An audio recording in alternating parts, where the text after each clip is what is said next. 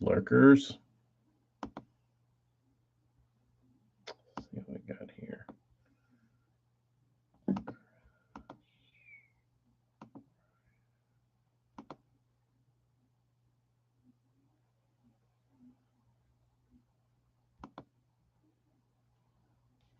AJ, what's up, dude? What is up? Ready? Trying to get ShipStation to work. Hello, Bob. John, how are you? Brendan, how are you? Uh,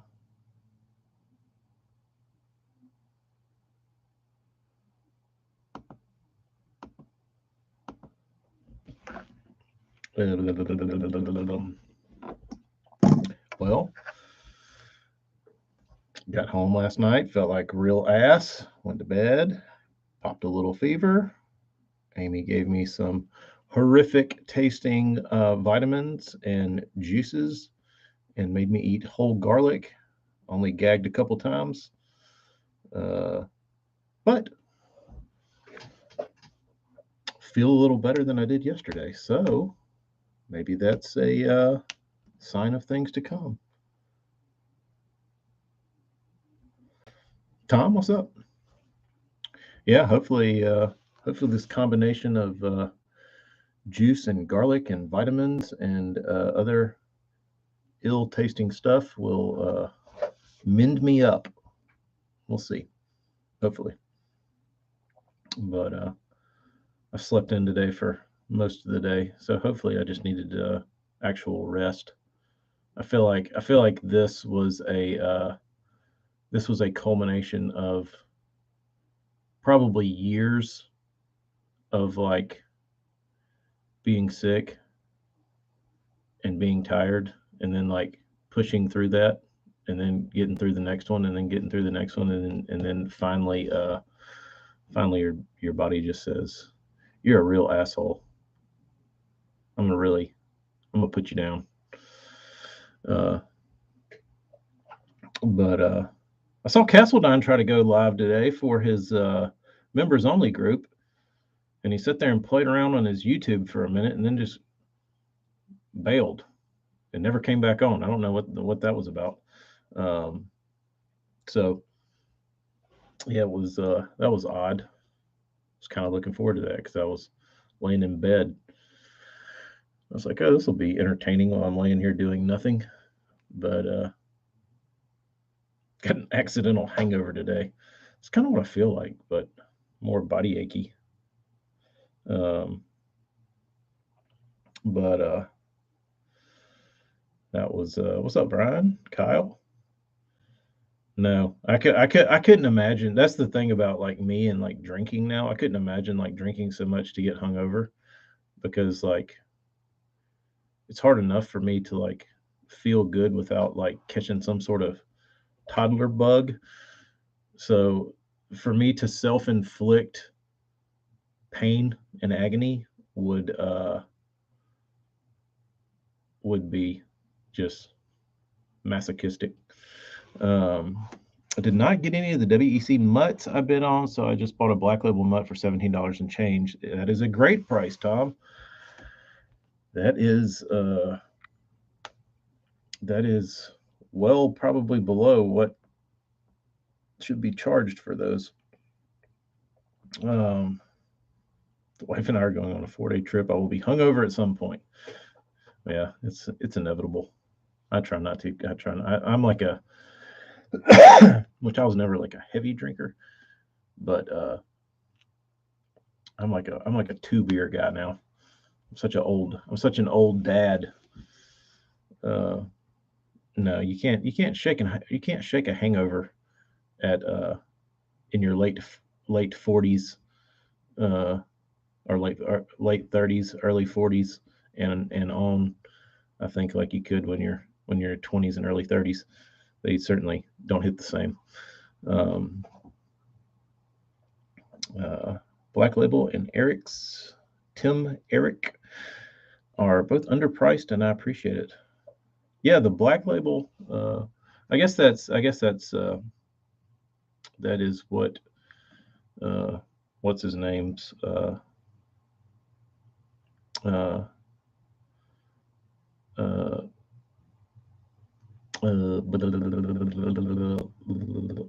what's the damn dude from Petal, Mississippi? Cliff Pace. Thank you. Uh, it's my sick brain can't think.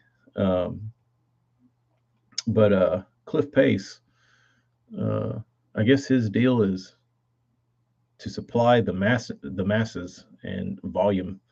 So if he can sell as many baits as, at a value price, then he's happy. But he's a volume guy, lots of volume. Um, Bob, yes, I believe he did acquire Woodbait Country, um, which I also don't really understand. It kind of that business model confused me, um, especially. Um, I don't know. It was odd. It was odd, especially from a.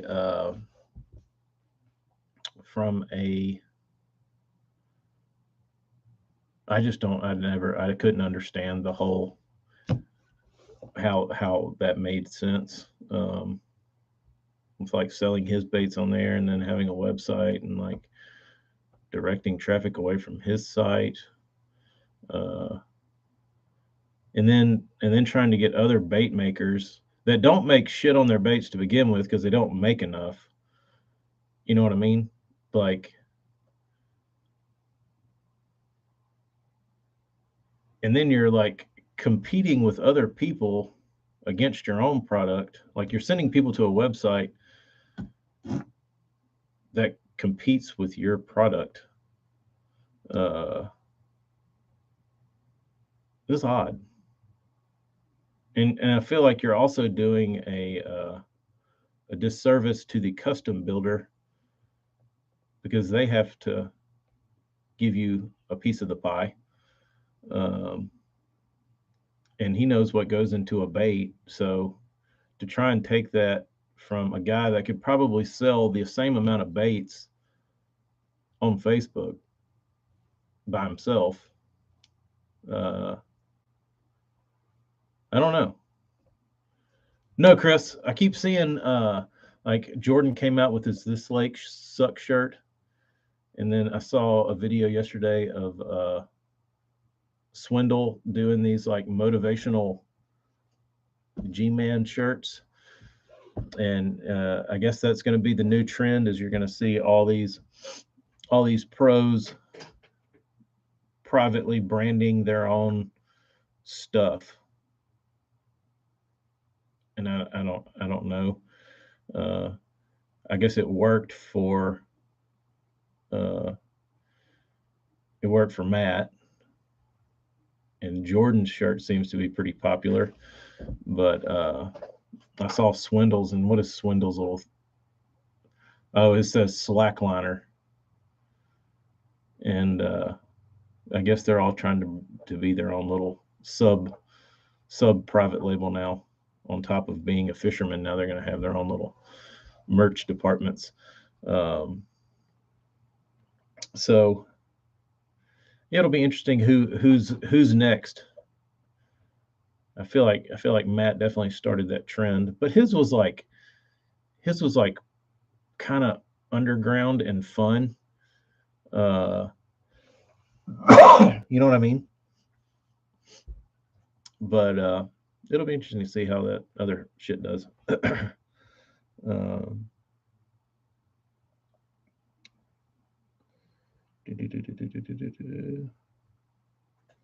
Smallmouth Crush probably started the trend, or Scott Martin Challenge. Which one? I feel like there needs to be something else. You know what I mean? Like, I don't know about y'all, but like Scott Martin. But Scott just had like Scott Martin stuff. He didn't have like he had like SMC like hats and like he didn't have like an Onum type moniker that he was like selling, does he? because he didn't have like a slogan or like a punny little line. Like the "This Lake Sucks" is funny. I'm not a huge fan of the slackliner hat or shirt or whatever. Um, but I don't know. It'll be funny to see what other dumb shit people come up with and try and like follow the trend. There'll probably be lots of cringy shit, but we'll see. It'll be interesting. If we start seeing more pimp coats, I don't know anybody's got the balls to step on Matt's pimp coat. I certainly don't think we'll see that. Uh, I really don't know that there's anybody with the personality of Matt that's like that hasn't that's like waiting to blossom. You know what I mean? I don't think there's any like closeted guys that are like really big, flamboyant personalities. Um, so yeah, I don't know. I can't remember what Swindle's other shirt said. It was very wordy. Smoking Joe Camels and Big Johnson. The Big Johnson shirts were pretty funny. Let's see. G-Man?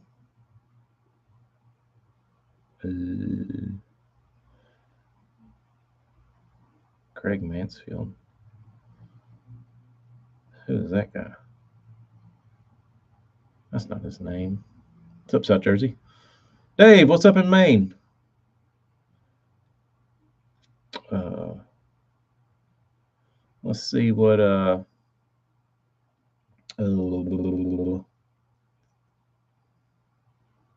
Paul, I might agree with that. It's like Jeff Foxworthy, or it's like what's his name, Larry the Cable Guy. Or if you like hear Larry the Cable Guy speak normal, it's not Larry the Cable Guy.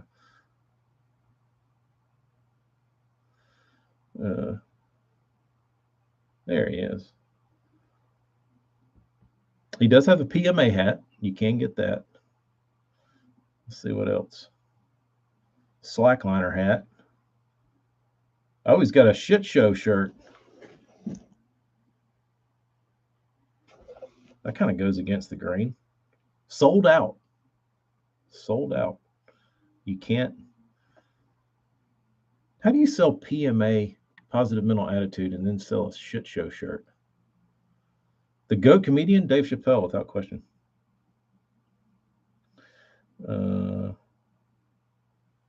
They have a fueled by hunger, driven by failure. Okay. What else?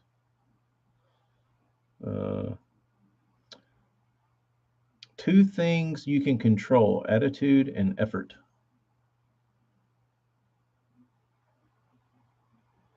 There you go.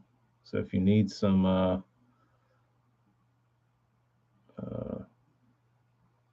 philosophy on your shirts, you know where to shop. If you want a little Aristotle on your back, there you go. George Carlin. See, I don't know that I could pull up any kind of George Carlin humor in my memory bank. What about you know, when I was a kid, what my grandparents used to listen to, which was hilarious, was that what was that dude? We had his tapes. I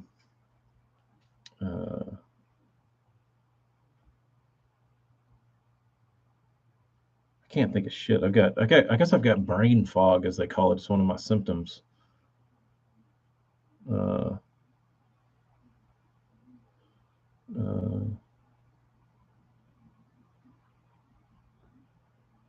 Let's see. Jerry Clower was funny. Ray Stevens. We used to listen to Ray Stevens like every time I was at my grandmother's house. They had like Ray Stevens tapes, and we'd be like driving down the road listening to damn Ray Stevens. Jerry Clower was funny.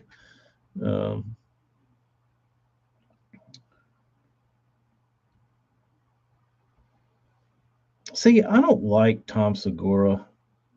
The only reason he just has like a smug attitude, and he always looks like he's like sniffing a fart, or he's like just secretly just like thinking how much above everybody else, like how far ahead he is with like his jokes. Like, this peasant is sitting here, and they don't even realize that like in 30 minutes I'm gonna like blast him. I just don't like his attitude. I knew a guy that was his tour manager, and and he had to. I guess he had to get rid of all his social media to be his tour manager. Like the dude disappeared for like a year when he was on. I guess when he was on tour with Tom, and then like reappeared and was like, "Come back." It was weird. Um, but Jeremy, you don't like Ben?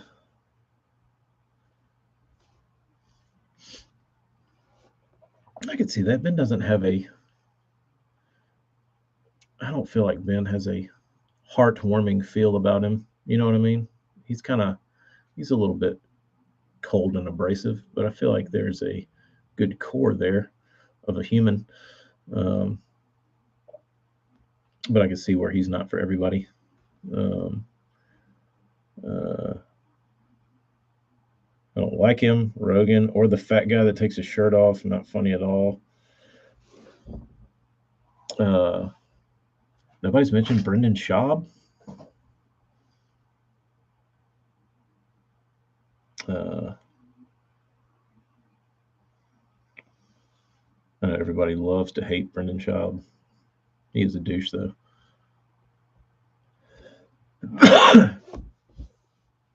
What was that other dude's name? He's awful. Uh, yeah, Schaub was nothing. He's nothing without Theo. Uh, he's a worse comedian than he ever was a fighter. That's pretty bad. I don't know how that guy even, because like he's not, like he has such like a soft, I guess you call it like a soft jaw or whatever. Like the dude could not take a punch. And I'm no fighter, but like just judging by his track record, like if you know that Rodney Dangerfield, he's fucking hilarious. Um, but Norm Macdonald is probably he's probably 1 and 2 with Chappelle for me. Norm Macdonald is damn hilarious because I really enjoy the driest possible humor you could ever ask for, and I think Norm is probably has the driest of anybody. Um, but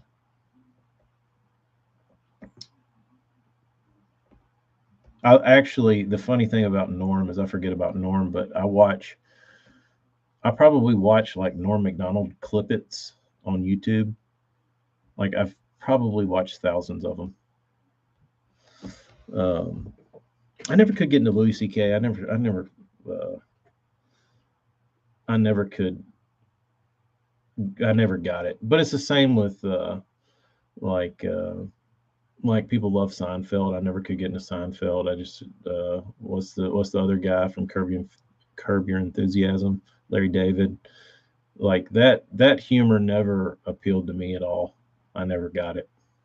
Maybe I'm a maybe I'm a plebe, but I don't know. I couldn't get into it. Um, uh, Bill Burr just seems like a shit stirrer. Like he just seems angry. You know what I mean? Every time I hear Bill Burr, it's just like he's like just like the angry little man. That's all I can hear. I probably can't hear him being funny because I just hear his like uh,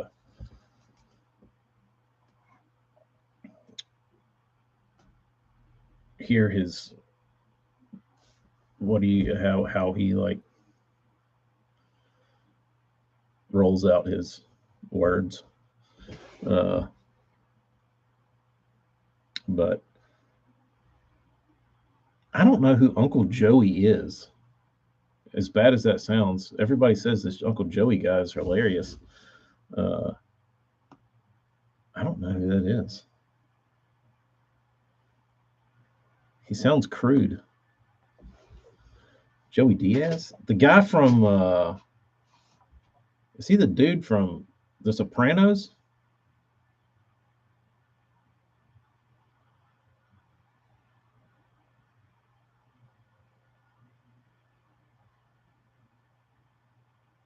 He's that funny? I always see little clippets pop up of him, but I didn't realize he was. I didn't realize he was that funny. Because I thought he was just just like not trying to be funny, like a comedian. I thought he was just like talking, like telling stories, which can be funny. But I didn't know they were intended for strictly being humor. We'll have to pay a little closer attention then. I'll have to pay attention because I can't remember I listened to something he did a couple weeks ago. Uh,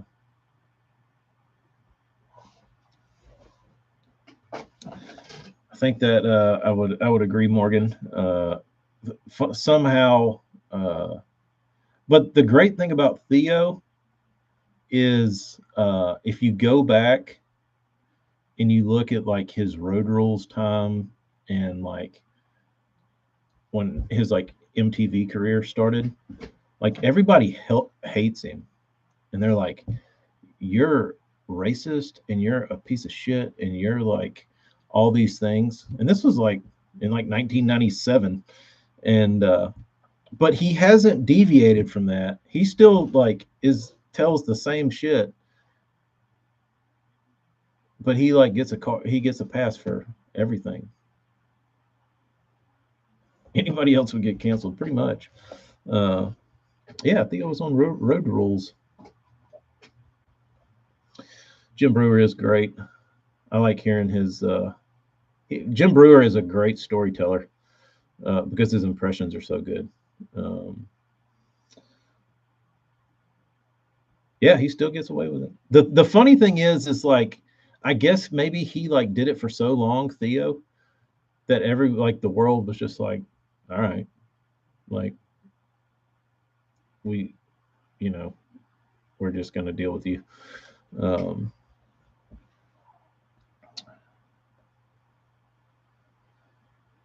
good storytellers, not good stand up. Yeah, Artie was pretty good on the Stern Show. He's been grandfathered in, yeah, pretty much. I think that's uh, I think that's pretty much what has happened. You just say crude shit for so long, and people are like, all right, that's what you are. So we'll just let it roll. Um, I think if you want to hear a good Jim Brewer interview that's funny, I think he was on Stern. Watch any of his Stern interviews, and they're usually pretty damn funny. Uh, but Stern's hilarious. Like I don't think he gets enough credit for being insanely funny. Uh, I think he gets overshadowed by um, his how good of an interviewer he is. But that dude's hilarious. Um, what kind of spinnerbait would Theo throw? He'd probably play. He'd probably throw that. He'd probably throw that H&H.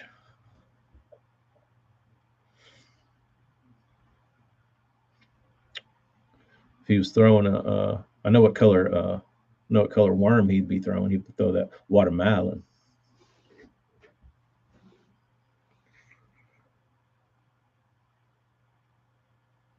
Watermelon. If y'all haven't seen Theo do the skit about the vaping, it's probably the funniest shit he's ever done. Where he's talking about smoking.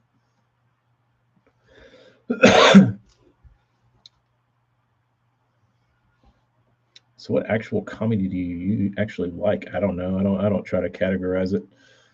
I don't know genres of uh, of comedy. Uh, Anything that's, I think it's all in the delivery for me.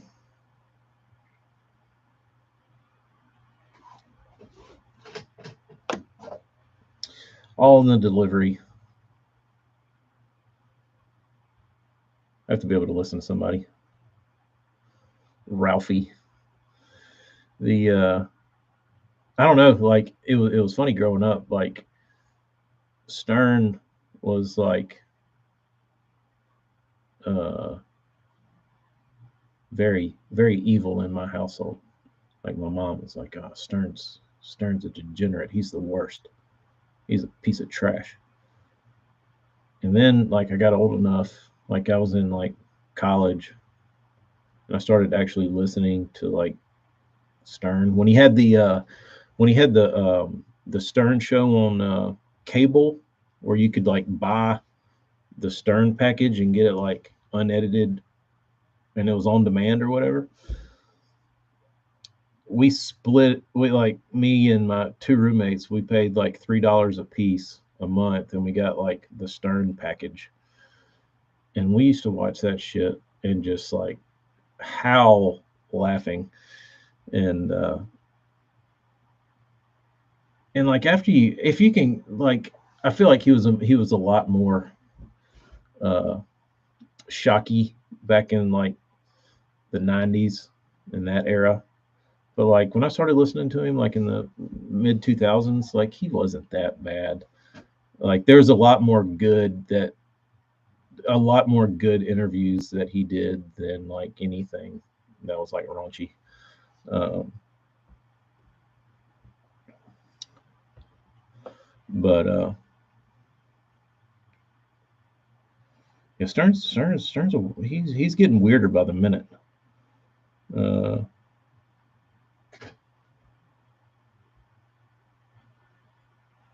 you know who's been popping up on my stream lately?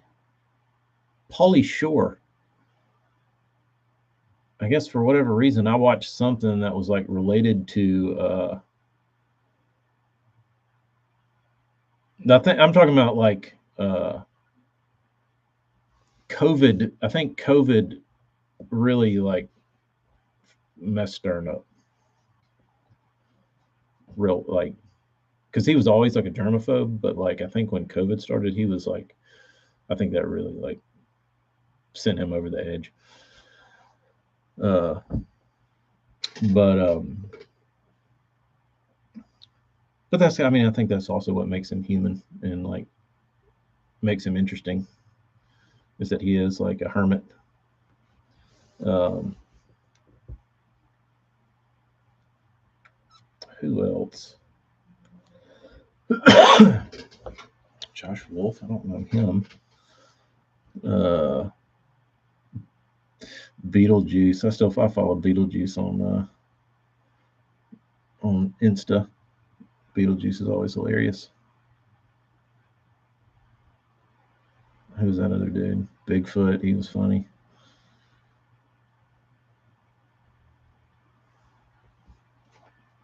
The older Stern gets, the more he looks like my mama. I could see that. Um, the celebrity comedians that were for the jab are pretty much washed up. Yeah, I guess they're all. I don't know what they're doing. Yeah, Hank the Drunken Dwarf. He was from Fall River, Massachusetts. How about that? Did not know that. The Weasel had a buzz. The Weasel. Yeah, he was. I think it maybe it was because he was doing a thing with Ed Bassmaster, and then him and Ed Bassmaster like filmed a couple videos. They weren't very funny. He was like Chip Diamond and Pauly Shore, and they were. You could tell they were kind of improv, but they weren't. I didn't think they were that funny. Um, but I don't know. I don't even know who's on the Whack Pack anymore. If they even exist, I'm sure they have some sort of iteration of the Whack Pack, but I guess it'll never be. Uh, The Beetlejuice spelling bee gets played up every few months here at work. I don't get Carrot Top. Yeah,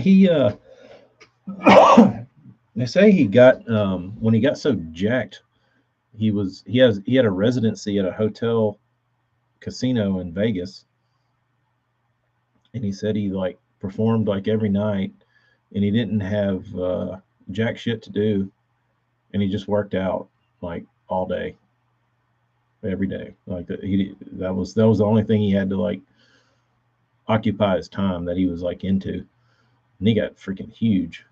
Sure, he had a little uh, gear mixed in there, but um, certainly did. But I saw something on him recently, and he was pretty small. He wasn't small, but he was. I think he's more into cardio now. He's not so much into being a mass monster. He's kind of shrunk down a little bit. Uh, what's up, Travis? Uh, for some reason, we got on the topic of comedians.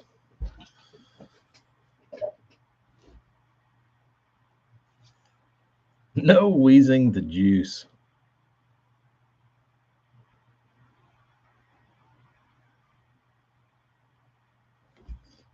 South Jersey. I didn't know Beetlejuice had a sister. This is not real. I've never seen or heard of that. This is really going to blow my mind.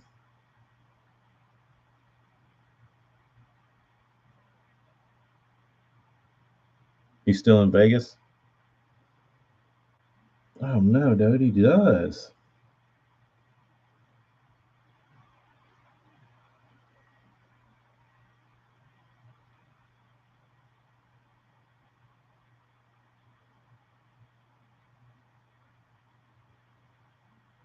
Poor family, dude. That's all. Oh, she looks just like him, dude. She looks just like him. Is that his twin?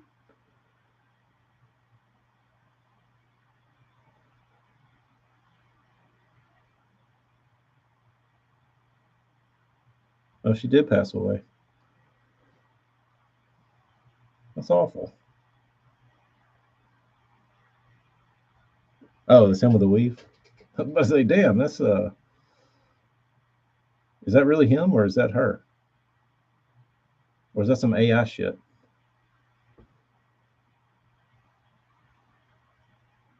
I can't tell. All these pictures are so grainy, you can't tell who's what.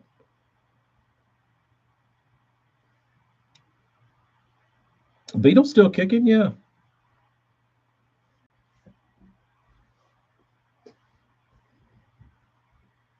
Follow Beetle Pimp on Instagram. Couple follows, couple follows, couple likes. Beetle Pimp.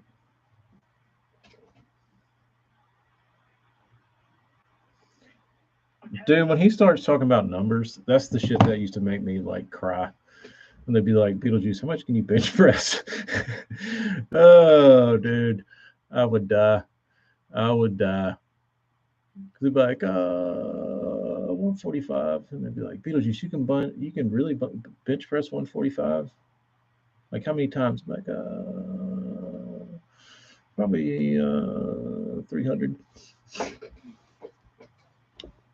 Dude, Eric the Angry Actor. What else is there to say about that guy? Rest in peace. Who, me? Uh, Eric the Angry Actor. Yeah, he was something else. Oh, I need to go back. I'm gonna have to go back. I'm probably from talking about this. I'll have Stern Show clips pop up in my in my YouTube feed now. Uh, I knew I was forgetting a big one. Uh, Oh yeah, everybody's going to be down a Stern rabbit hole tonight trying to find Beetlejuice and his sister and how much he can bench press and who me and Eric the actor. Man, what a great time. Johnny Fratto, what a worm.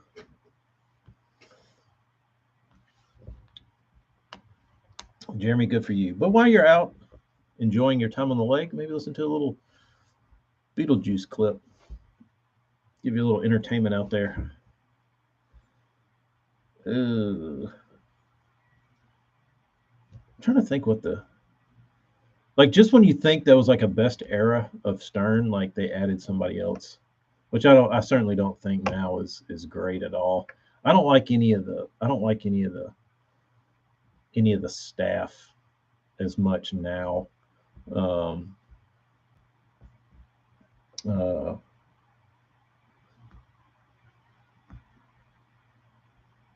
they're not like I think it all has to like be a whole thing. I'll tell you what we did watch, like it was a premiere of a movie. We sat down and watched the Gary's Love Tape. We watched that like it was the the Hollywood premiere of Titanic. We all sat down and like got dinner and got our food and like drinks and popcorn and shit and sat down and watched like the premiere of Gary's love story tape that he made when he was young. That was probably the cringiest thing you'll ever see.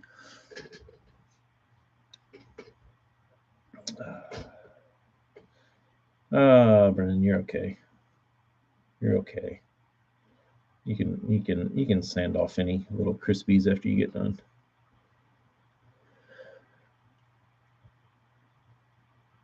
I'm going to donate my money to the old guys fishing the Tuesday nighter. Man, I miss the Tuesday nighters on Lake Tuscaloosa. Those were a lot of fun. Those were a lot of fun. And the boat ramps were always really clean and the water was clean. Like Lake Tuscaloosa wasn't a great lake, but like it was fun.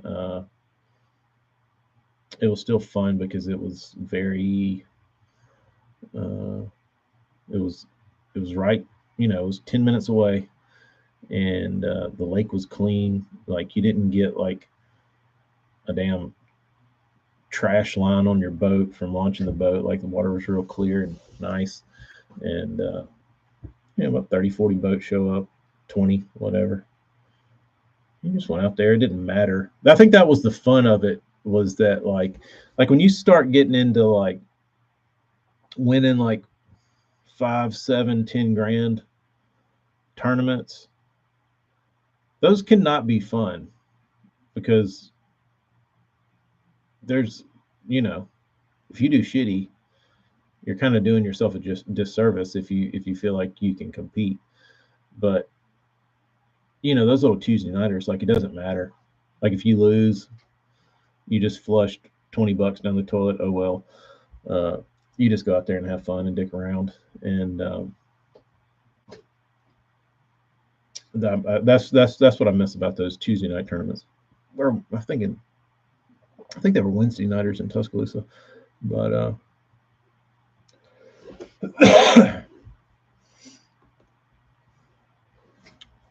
we're trying to use the Tuesday nighters to pay for the Brendan Belt entries next year. How much are those? They must be high. Costs $100 for a night tournament for a Wildcat.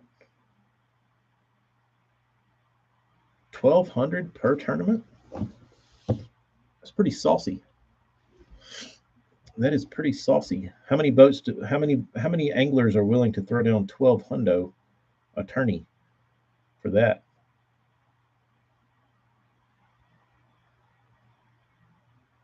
Winner take all. Wow.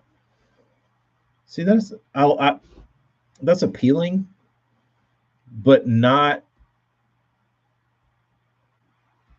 like that's appealing to the competitive side of me, but that's not why I fish Tuesday nighters. Like I would much rather pay that for like a Saturday tournament than like just going out there dicking off on a damn Tuesday or a Wednesday night. Like I said, I like those to not try. You know what I mean? You just go fish. Like if you catch them, you catch them. If you don't, you don't. I don't like having to think any more than I have to. So one fish weight.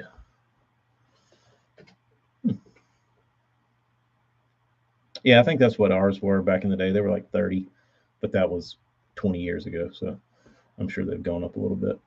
But $20 a person, that sounds about right. Um, but you fish a little different if you're fishing.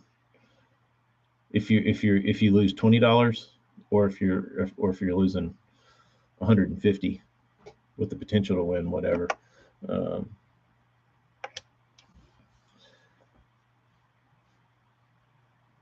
those are 3 fish. I don't know what they are in Tuscaloosa anymore. They're probably still 5. They're probably still 5. Me and Jody did get called cheaters in the first one we fished. We'd never fished a tournament before. I know y'all have probably heard this story, but they were just biting that day. 17 pounds.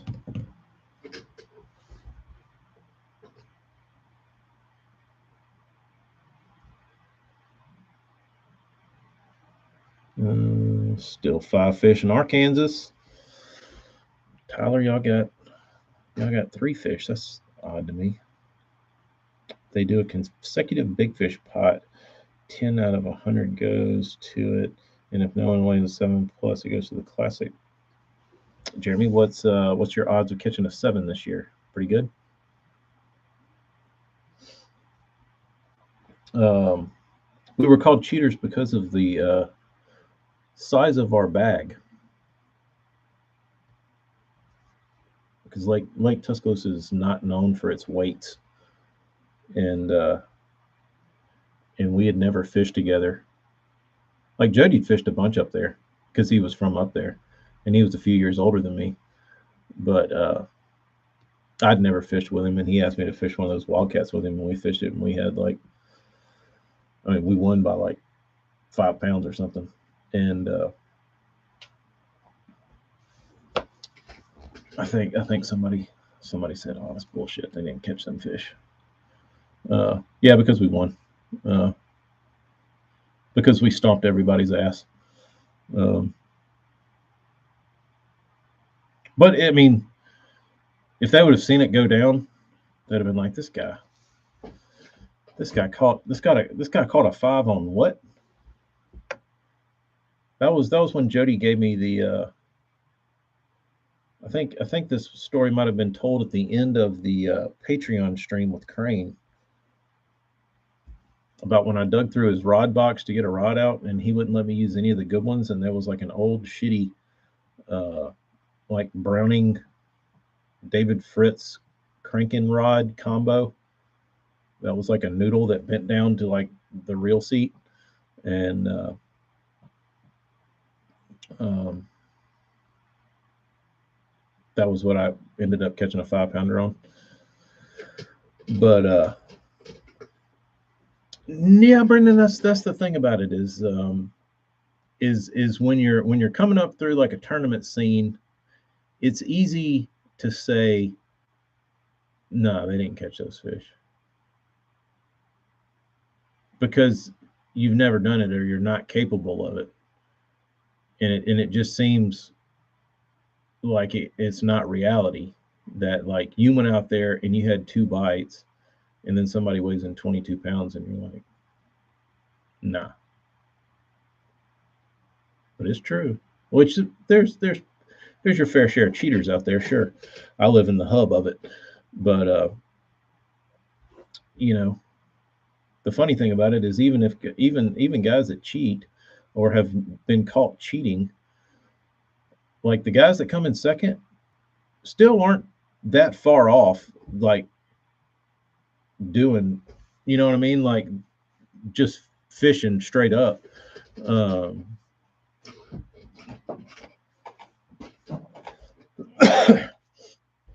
oh, for anybody, I was curious of this, knowing how Ben fishes, Milliken, that is, uh,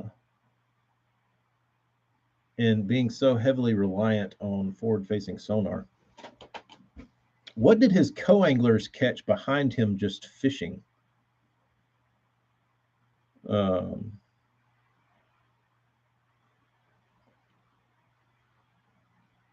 you know what I mean? I never got that.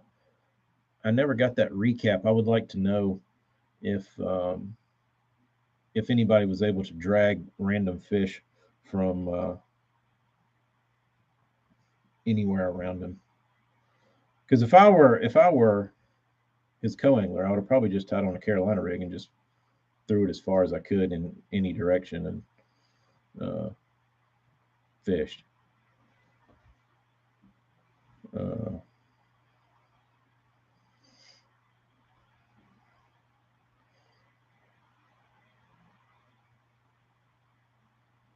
One had 3 for 16. See, they should interview that guy. That's really interesting. I'd like to know. I would like to know how that dude caught uh, 3 5 pluses off the back of the boat, not looking at him. Um, he gave him a 6 cents bait, and the guy caught a 6 pounder first fish on a sea rig. Ben's first day co brought in 16 pounds. Yeah, I would think those had to be dragon fish because it sounded like he was fishing like off of points and shit. So there's probably plenty of fish swimming around to drag up on a sea rig. Um,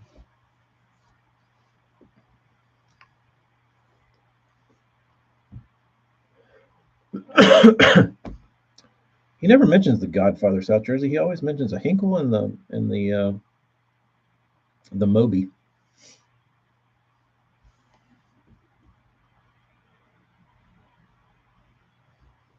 Yeah, you'll get to all see it go down. I hope they give the Coes a little video. Benaji, what's up, dude? I hope they give the Coes a little bit of love and show them doing something. That'll be pretty interesting. Uh, Big cat on the rat. Nice. Did you skin him and eat his ass? Uh, it's so weird though, because when I moved to Texas, like you feel like you've gone back in time to like a 1996 Bassmasters, and everybody's throwing lipless baits and Carolina rigs, and you're like, I'm gonna go against the grain, and I'm gonna do the opposite and not fish that shit. Turns out those guys have been fishing that shit for the last 40 years for a reason. Because like fish are genetically programmed in Texas to eat a Carolina rig. Uh, it's the weirdest thing ever. I don't know what it is.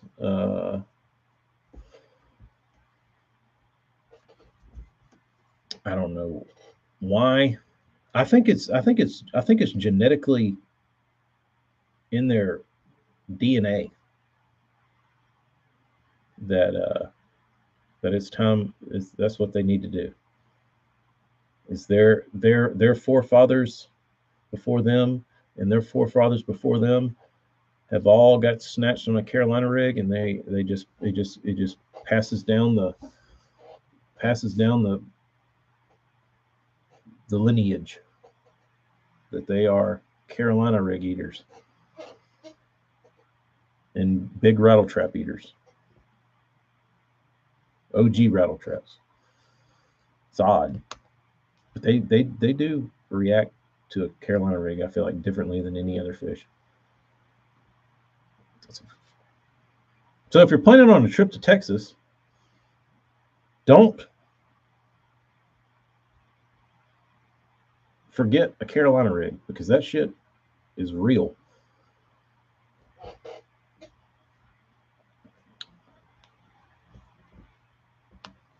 That is real. Caught more catfish throwing a rat in 3 foot of water. I don't know that I've ever caught a catfish on a topwater.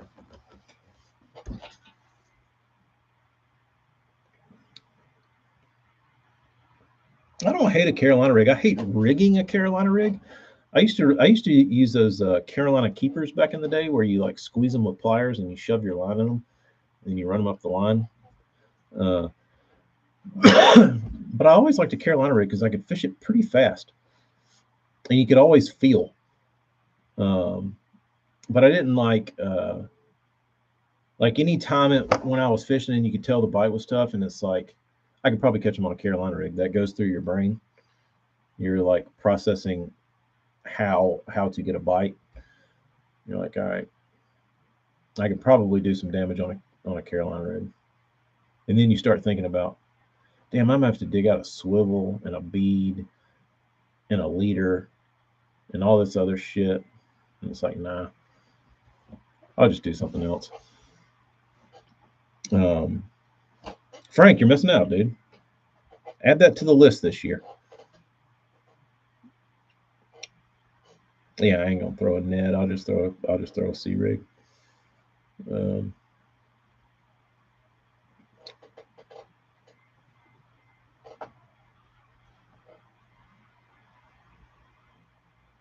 Yeah, I'm with you, Jeremy. Dragon's dragon, but the thing about that is appealing to me about Carolina rigging versus like a shaky head is I probably can't feel a shaky head that good. But a Carolina rig, I can throw it a friggin' mile. It's got a 3/4 ounce weight on it. I can feel everything. Like you can cast it in the wind. Like it's fun to fish because you can feel everything. It goes to the bottom quick. Like everything about it is like efficient. You don't have to wait for anything. Like it makes a lot of sense. So and you can drag it fast. Like you don't have to. It's not like a slow thing for me. Like I don't sit there and like drag it and let it sit and then drag it. Like you just kind of keep it moving. So Darius, did you say you painted yourself a topwater? I'd like to see that.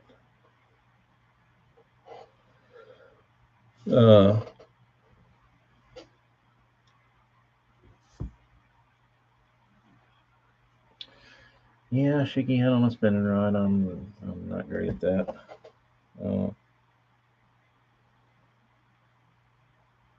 Schoolmaster, that's probably a really good question because it's not fashionable.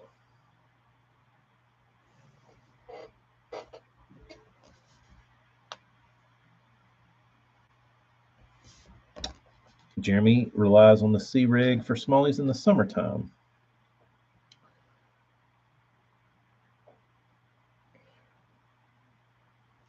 Yeah, I've always thrown a shaky head on a baitcaster too.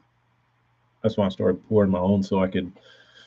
When I realized when the shaky head craze kind of happened, I never could find a shaky head that was strong enough, like the hook was good enough to fish on a baitcaster. So I started pouring my own with the hook that wouldn't flex out, so I could throw it on a baitcaster in 15. It worked. And it wasn't big, but I never threw like 1/8 ounce. I didn't realize that so many people threw an 8 ounce shaky head. I always threw like a quarter or bigger. But that's what happens when you don't fish with people and you just fish with yourself or your one fishing partner. I was talking about this last week. What do y'all think about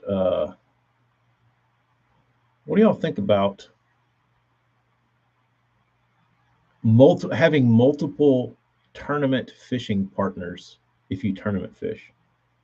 I've never been a fan of it. Like from how I grew up, like it's a very like sacred thing choosing a tournament partner because like you share a lot, you share all your info, you see it all. You don't deviate from your partner. But like it seems like these guys around here, they'll swap up partners like underwear, dude. I don't like it. That's what I'm saying, Morgan. It's like cheating on your wife, but worse. Apparently, it's become the norm that guys just like hop in the boat with anybody and go fish a tournament. Uh,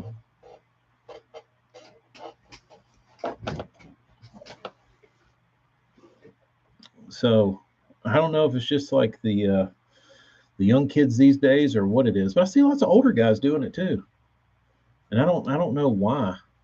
Uh, I don't know why that like all of a sudden it's okay to, and I can understand if you're like if something happens to your team partner, like they get sick or something and don't fish anymore or something like that. But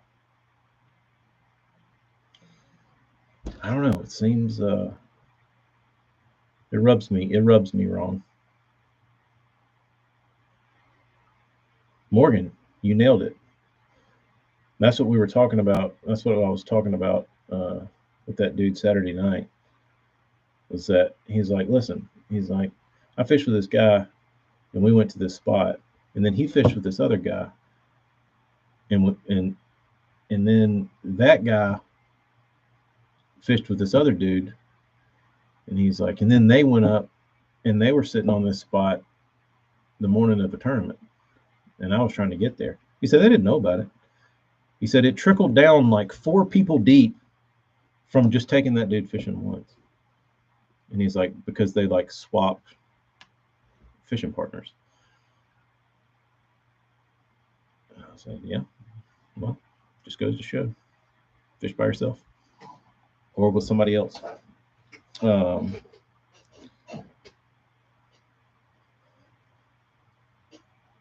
show fishing on videos. Yeah, those are the lowest form of degenerates in the fishing scene.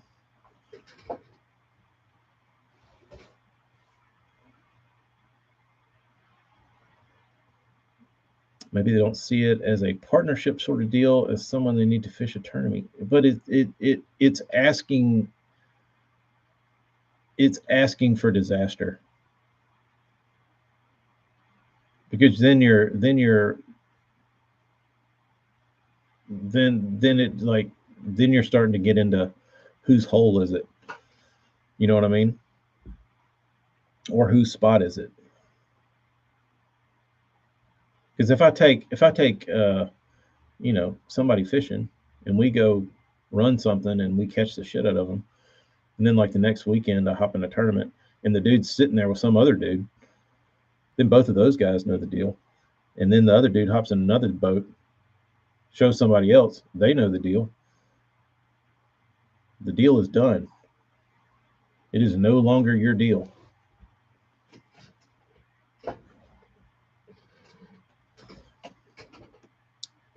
Yeah, if you're that's certainly hell. If you fish the same, which is what most everybody does locally, right? You fish the same stuff, so it's always the same. Where it actually matters. But if you're like a circus fisherman, if you're a traveling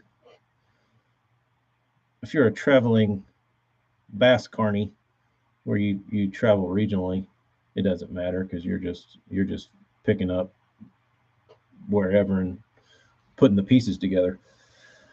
Local knowledge doesn't really matter as much for that kind of guy.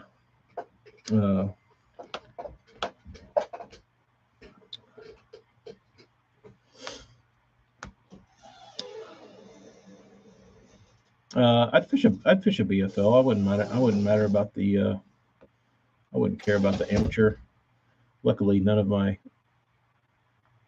BFLs come down to my lowly stretches of river anyway, so it would be somewhere that didn't matter. So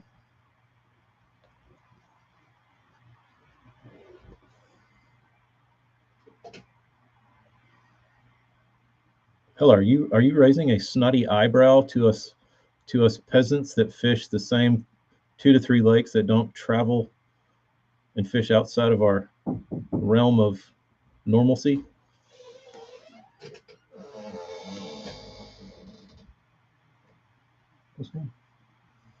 What about when that am becomes a boater the next year and he's on your juice? Then he's a shithead and he's going to get a fucking earful of it. Are you saying that makes it right? Are you trying to defend that type of behavior? Because that shit wouldn't fly.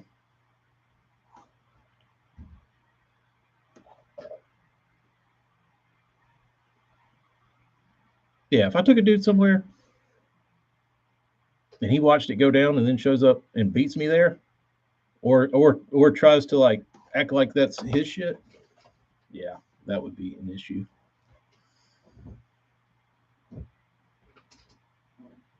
That would be an issue. But is that what they're paying for? Is that what you're paying for as a co-angler? For somebody to show you how to catch fish and where to catch them at? I mean, that's not going to get you anywhere either.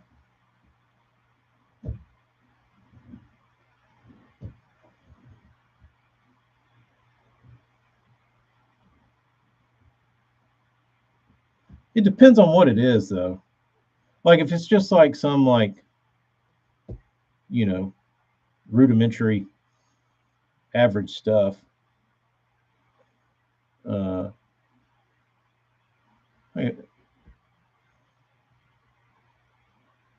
then it's no big deal.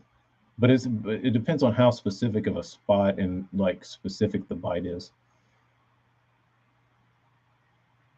Like if I don't know, like if you got to resort to that, you're probably not going to be that competitive anyway. If you got to go back to some boater's hole that you learned the year before, you're probably going to get your ass kicked anyway. But that guy that was the boater shouldn't have to like defend his stuff against you because you're like a crumb. You know what I mean? Learn that if you take a boater to a spot, that is now his spot. I could see that. I'm sure it definitely works both ways. Um,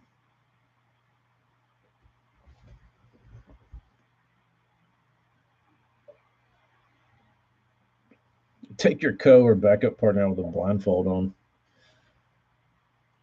Possible. The main reason I don't like running a GoPro with my son is people finding my juice. It's sad, really. I lost one of them because the dude was drinking coffee off of his dock a few docks down. Tyler, it's weird. Because once you put out a video, um, I put out a few videos back in the day, fishing, like 2008. And there is like a large population of people that make it their mission to figure out exactly where you are and tell everybody publicly where that is. And it's like not just me, but if you go through like if you look at videos like uh, anywhere that's like a smaller scale guy or even bigger guys, and you read through the comments, there's always somebody that's going to be like, "Oh, I know exactly where he is. He's in Horse Creek on the third point on the right." So, why? Like, there's just guys that want people to know that they know where this is and what's going down. Um,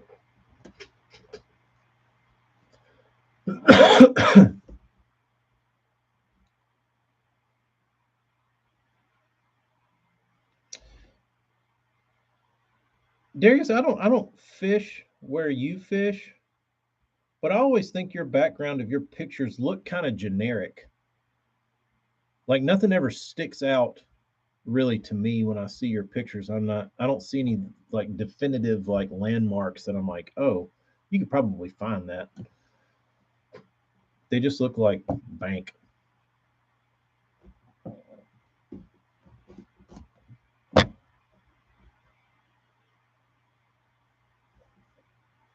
But there's certain patterns and there are certain areas that I fish on certain lakes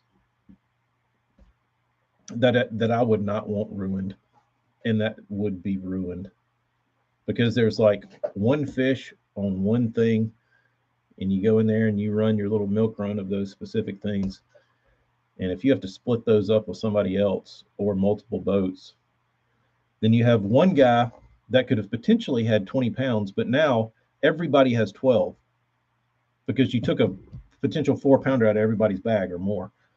And I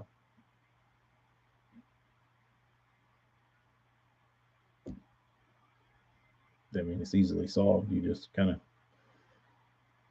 don't do it.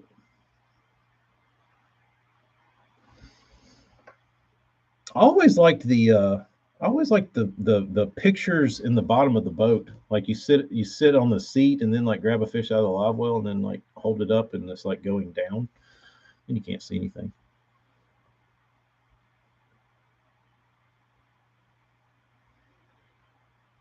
Bob, don't do it, dude. Because as soon as you say no one can figure this out, guys will go to the end of the earth to figure it out.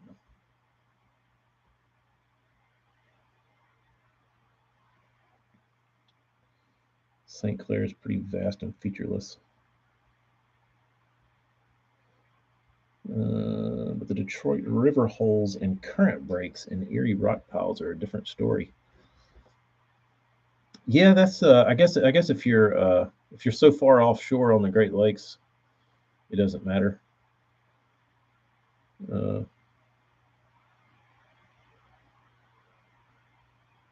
the fun thing is you can take a picture wherever you want.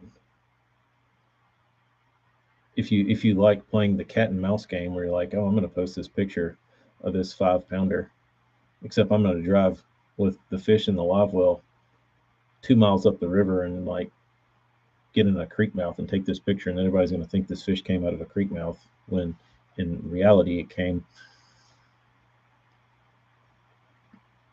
2 miles down the river. So who the hell knows what you're even really looking at when you look at pictures on Facebook or Instagram? Big Malone, what's up?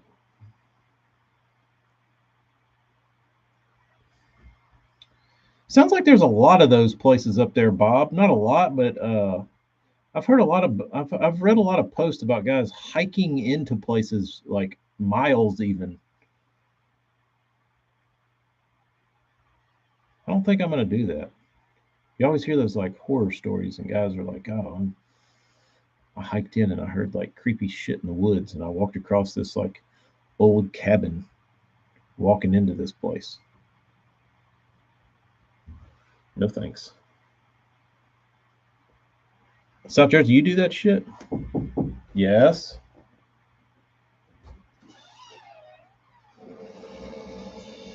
What? Try it on. I have to try on a shirt. Uh,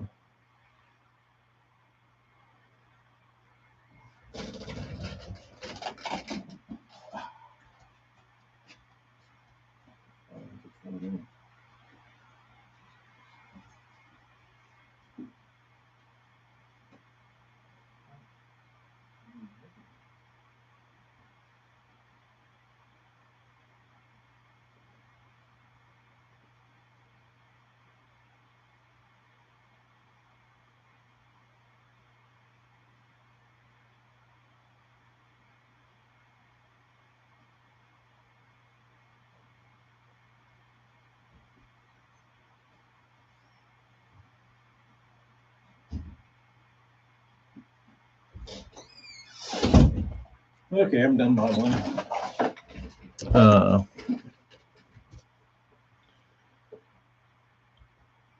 where you at?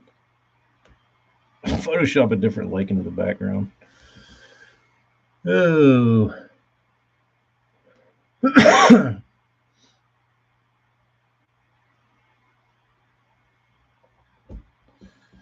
Taking to the parking lot at McDonald's. That's a good one.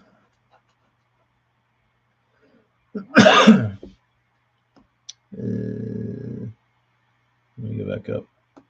You can be fishing at St. Clair by yourself, and 3 or 4 boats will pull up and start fishing around. And you think you're on them.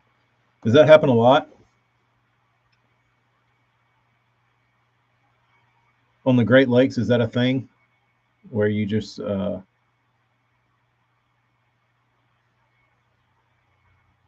fishing out in the middle of nothing, and then all of a sudden,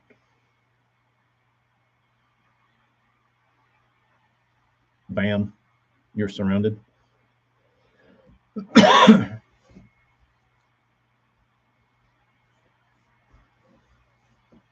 South Jersey, you need to do a horror story show.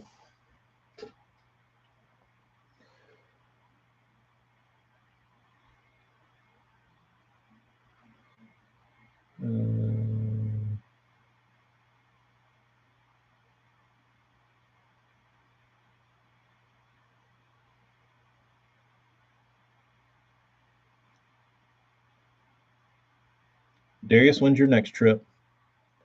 When is the how much longer will the wild yellow flower bite last?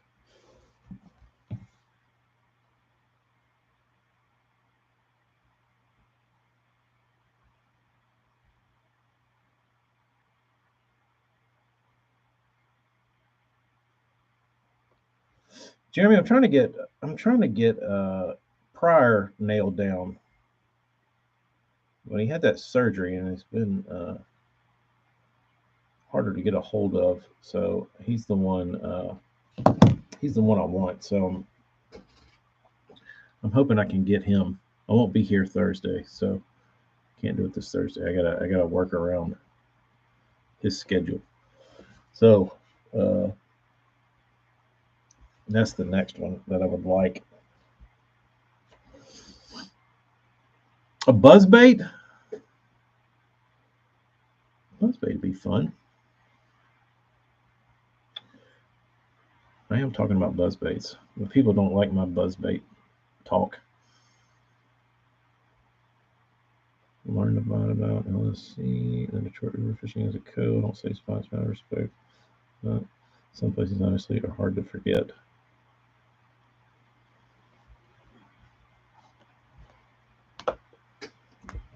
Yeah, yeah, because I fish it too fast, pretty much. Here's the buzzbait Patreon. Throw it out there and reel it in real fast, and then you just slow down and go, tick, tick, and then go. One story that's like the beginning of a horror movie. Only ever time I believe in a ghost. You got a couple weeks left.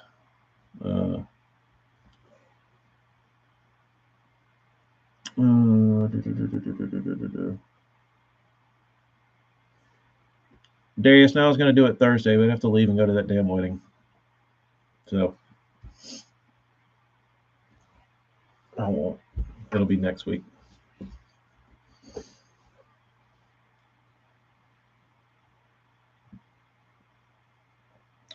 St. Clair for 2 weeks. That sounds exciting.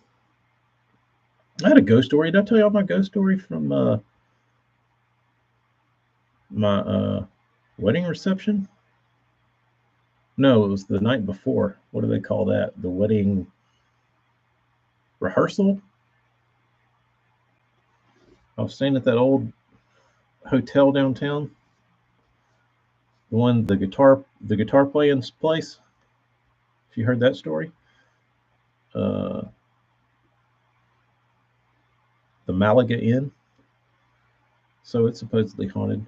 And I've never been like a ghost believer, but I've never not been a ghost believer. I just didn't have really a reason.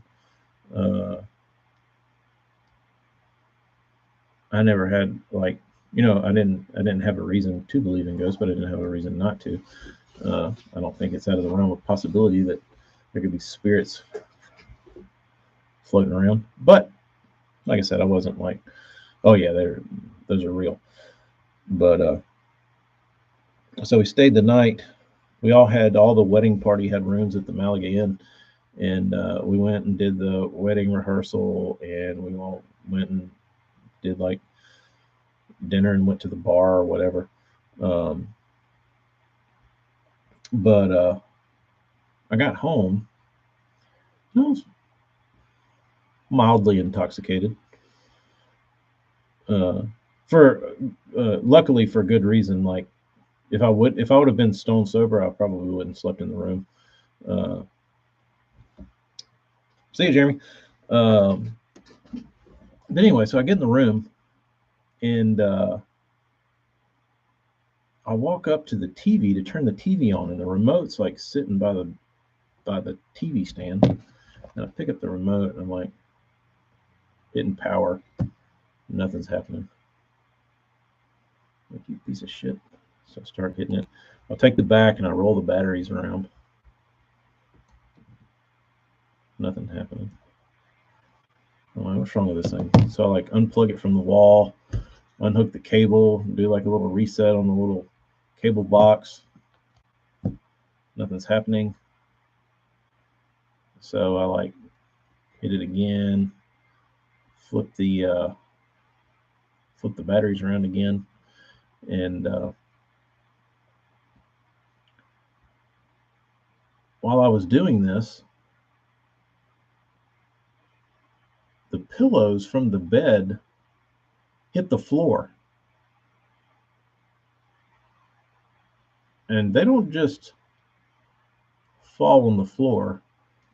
It sounded like somebody was standing on the bed and grabbed two pillows and went and threw them on the floor. And I looked back. And when I turned back around, the TV came on.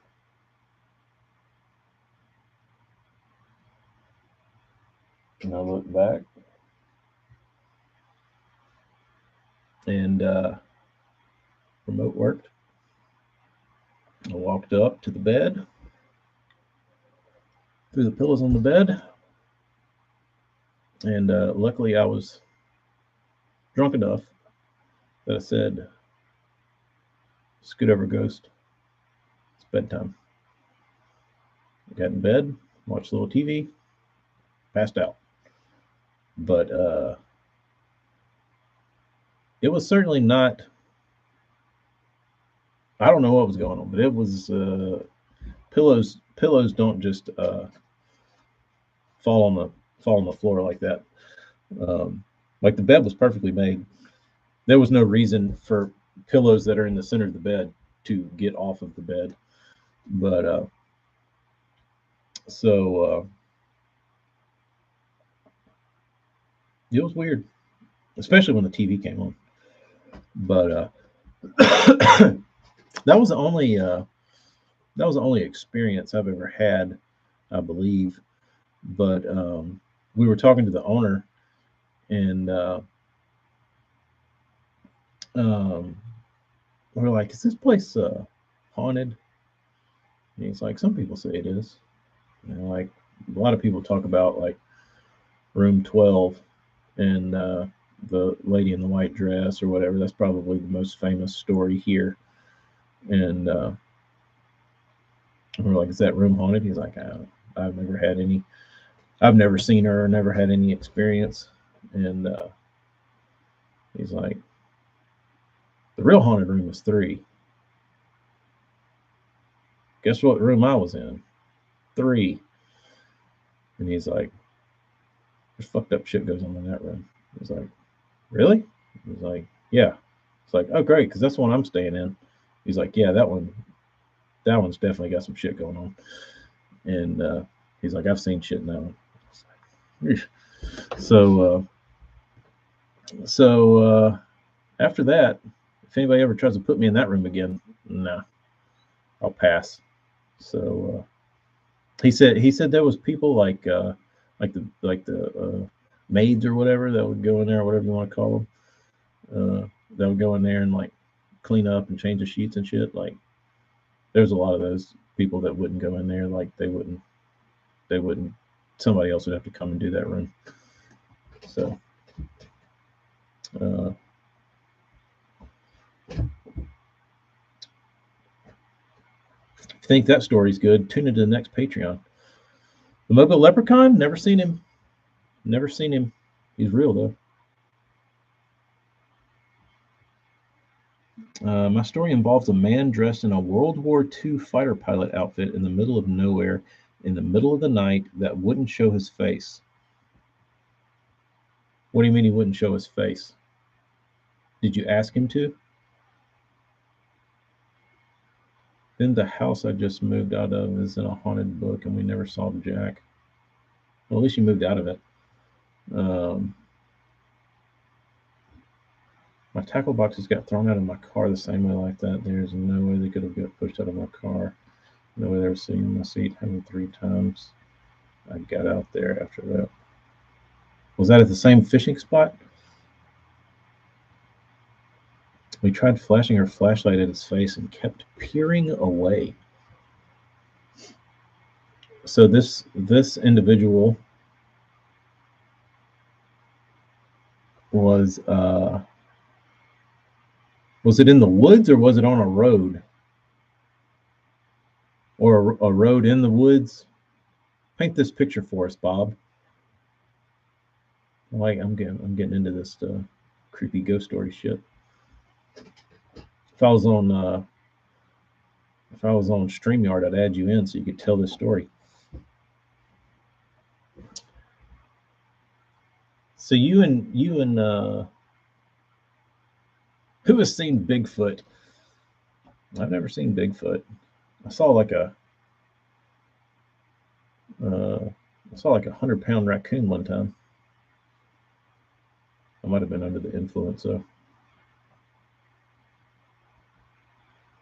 It was super creepy, but I still think he was a nut job. A very common cut through in the woods, about a quarter mile long, but heavily wooded.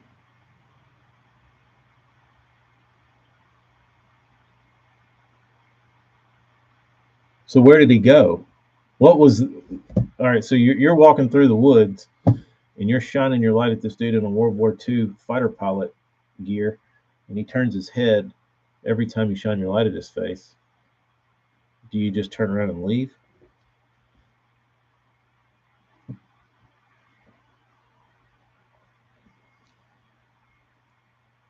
Next question is, why does this shit happen at night?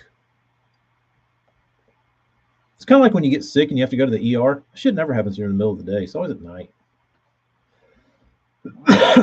Later, schoolmaster. AJ heard one. I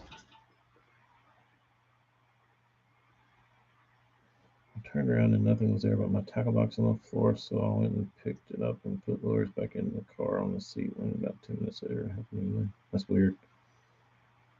I'll tell the whole story on Instagram. Pretty good story. I'd like to hear that. Why is every Bigfoot photo blurry? Because Bigfoot isn't real, dude. I mean, I had a guy working on our AC last year, and I don't know how he got started. I made some joke about Bigfoot, and he was like, "Bigfoot's real." He's like, he's at my house. I'm like, "What do you mean he's at your house?" He's like, "He comes in my backyard." I'm like, "A Bigfoot does?" He's like, "Yeah, he gets in my pool."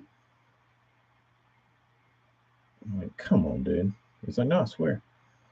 He's like, he makes these weird noises and he smells. You can smell it.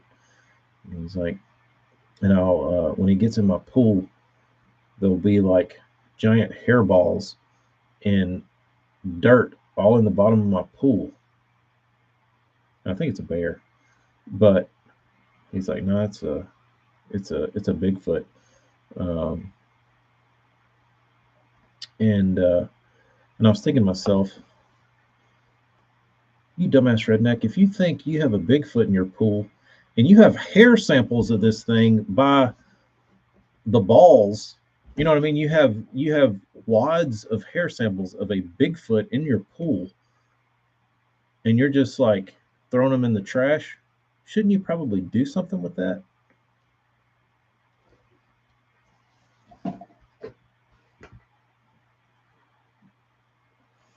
Weirdest experience I've had was being in the woods at night with a bunch of friends and a stump in the middle of a heavy brush was smoldering on fire. Maybe lightning, but no stars. That one. It's odd.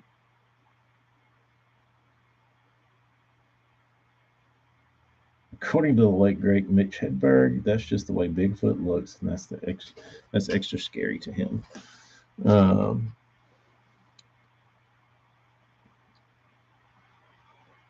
25 years ago. So my buddy has a story. I don't know that he'll even tell it. I know his grandfather's passed away, and he wouldn't talk about it. But apparently they were like in the woods, like turkey hunting or something. And they were walking through the woods, and they found all these people that were standing in the woods. And I don't remember how many people it was, like 4 or 5. And he said they were like zombie people. He said they had like no looks on their face. They were standing there and they were like blank. And he said they were like throughout the woods. I don't remember if they were walking or what. Maybe they weren't. But he said these people were in the woods. They might have been wearing, I don't remember what they were wearing. It's been a long time since I heard this story. I think he would only tell it once. And then he said all these like unmarked vehicles showed up, and there was like all these dudes in suits come like running through the woods, and like FBI, CIA kind of like people, and he said they like ran them off or something. But he was kind of like fuzzy about the story, and he's like, you have to get Pops to tell you. He's like, but I don't think he'll talk about it. He's like, it like creeped him out that bad. And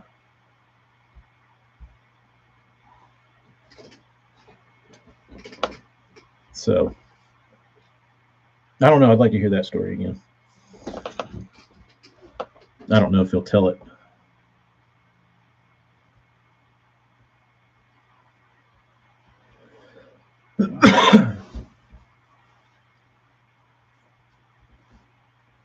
The thing about that one, Bob, is there's no explaining that one. Like that was some sort of maybe experiment gone wrong. I don't know.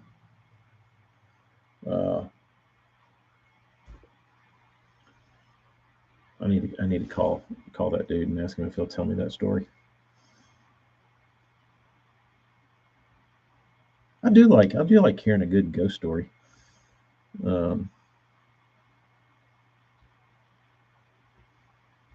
I'm trying to think any other besides my goat story. That's I don't recall anything on the water fishing wise that was odd. Not like supernatural or seeing anything. From comedians to Bigfoot, we have hit it all today. Yeah, you are correct. Oh.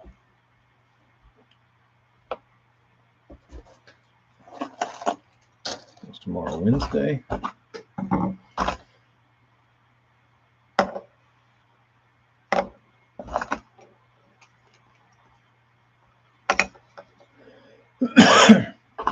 I gotta figure out something to paint to try and salvage this week. I haven't done anything. I haven't produced one thing.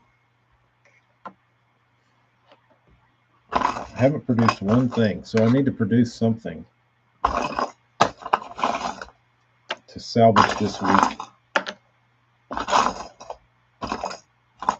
So I guess I'll dig into the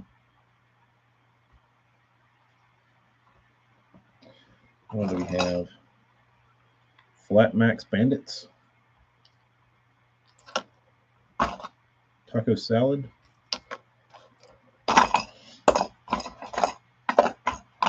another Flat Max. Could do some of those.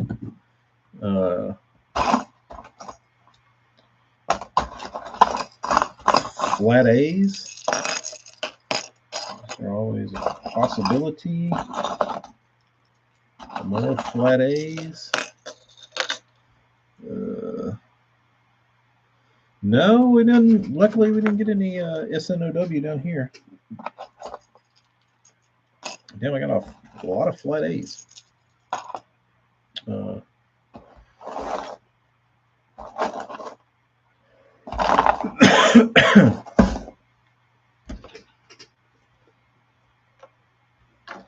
Does anybody want these, or should I just keep them for myself? It's up to y'all. I'll paint them if people want them, but if you don't, I'll add them to my own stockpile.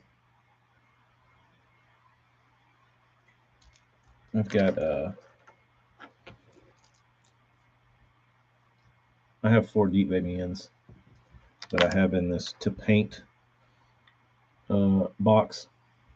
It's a Norman Deep Baby Inn, a very, very old one.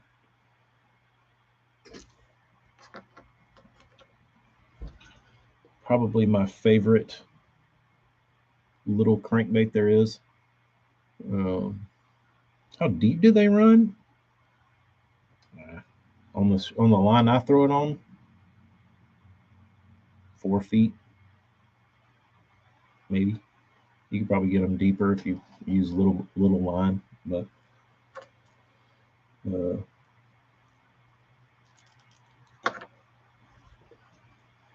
old Hidden Prowler, have not. These just get bit when it's tough. And I like for whatever reason, I feel like I do, it's more of a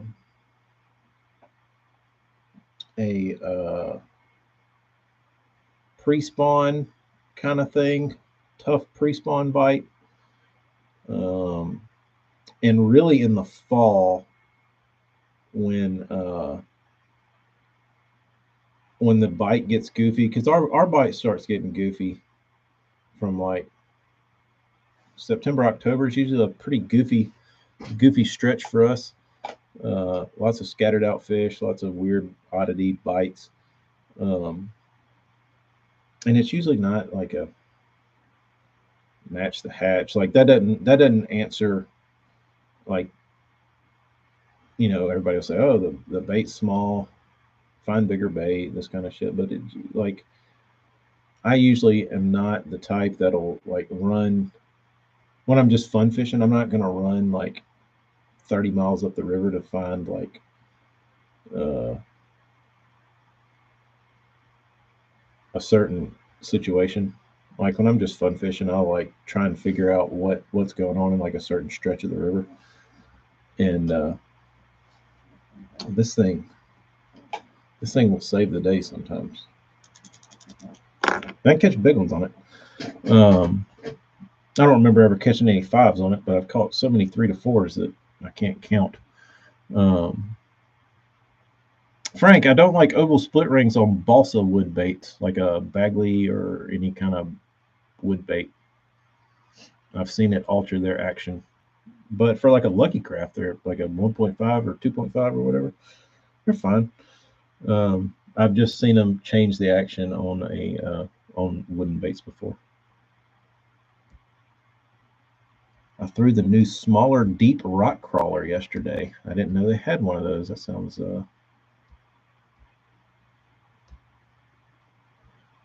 if you had to choose one to fish your whole life, are you going lake or tidal fishery? I'm going neither. I'm going river. Dammed river. Dammed river reservoir, whatever you want to call it. They call them reservoirs around here, but it's basically just a stretch of river that's been dammed up on either side and floods all the pasture land and shit. But I would be okay fishing tidal. Tidal's fun. It keeps you guessing. The thing about tidal is you're never going to figure it out. Like you can get close, but they always throw you curveballs. There's too many variables that change. You know what I mean? Like it would almost take a lifetime for you to get the same set of circumstances that are identical to like what they were like back in the day you caught them in 2008. Um,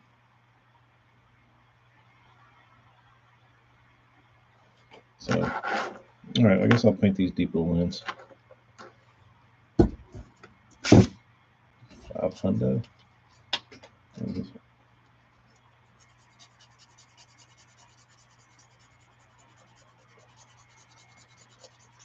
Oh yeah, that old Norman paint.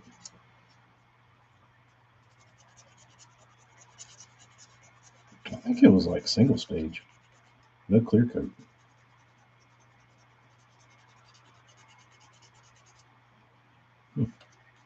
Uh, trying to think of a like Old Hickory.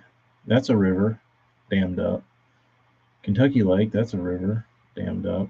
I'm trying to think of an actual like reservoir that's not like a dammed up river. If I've ever even fished one. Uh,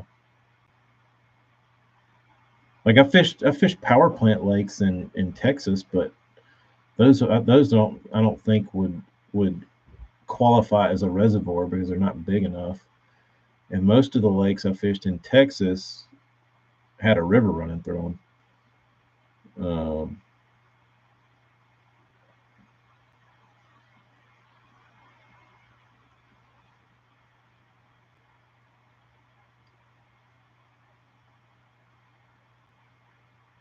Like a very defined river channel where it's like the river channel and then like offshoots of flats. Um,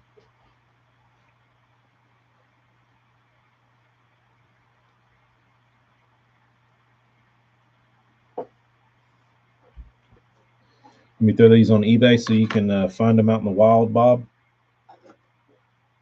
Feel like you found something?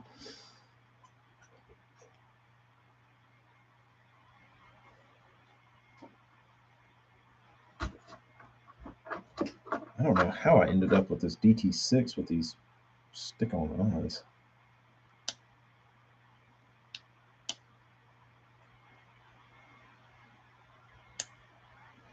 Where is my pick?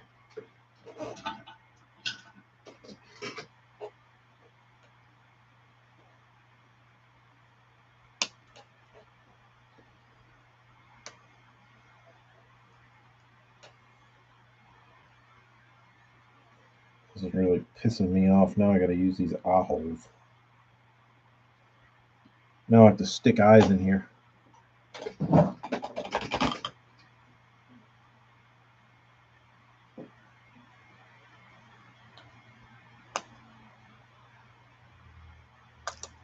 Oh, okay. Yeah, these baits produced today that hunt just as good as the old were. They are replaceable.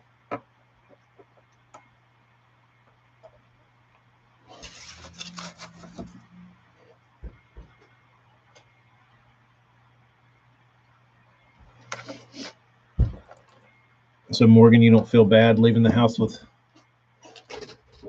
without a OG wart? You could go fish around the Ozarks in Oklahoma with no OG pre-Rapala warts, and you would never bat an eye.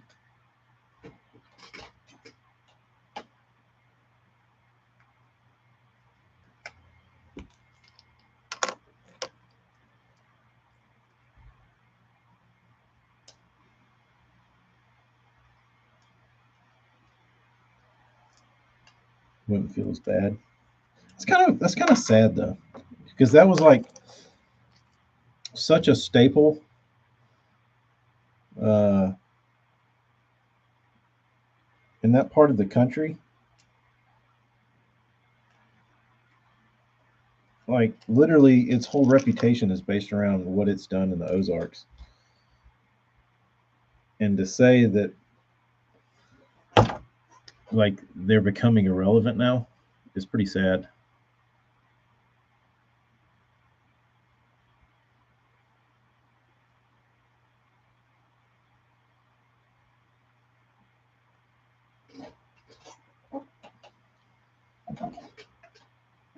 You know what I mean?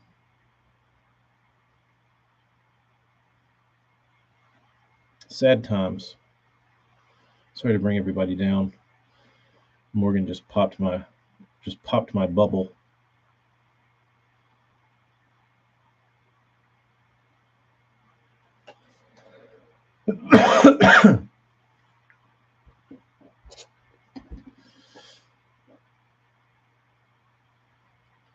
I need some old timer to disprove your theory. I need you to get on the back of the boat with some old geezer throwing a wiggle wart, and you throw in a rock crawler and him spank your ass and be like, "Here's why your rock crawler sucks."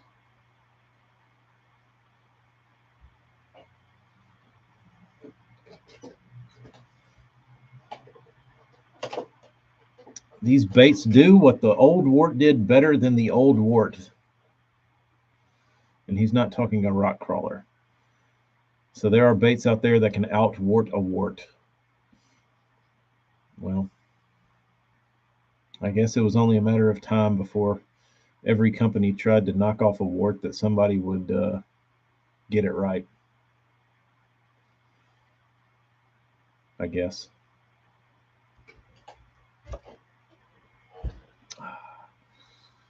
It's a shame, though. You know what I mean?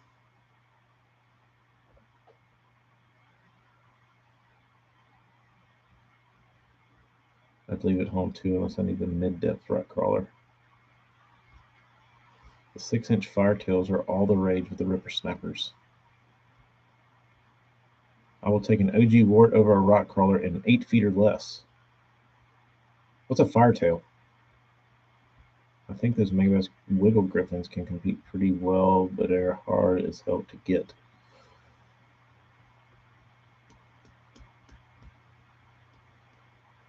I guess that would be the same as trying to find an old wart. You have to buy a lot of. It's a knockoff rock crawler?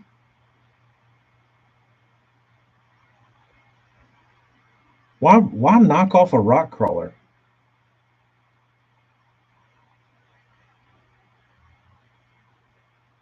You know what I mean? Like they're affordable, they have good hooks and good paint jobs. What's to knock off? Like you're getting a better deal buying a rock crawler.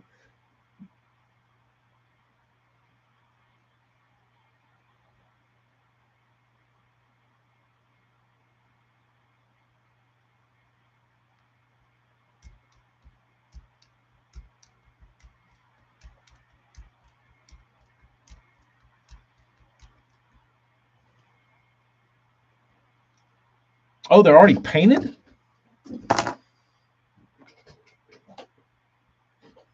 Oh, that's a real dick move then. It's not just a bait that these guys are.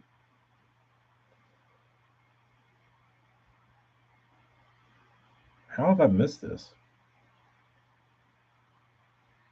Headhunter Firetail. And they've got them in Tackle Warehouse?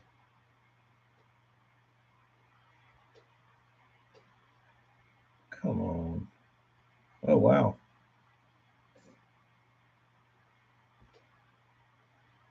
Dude, that's pretty shisty. They could have at least put different eyes on it. Look at this shit.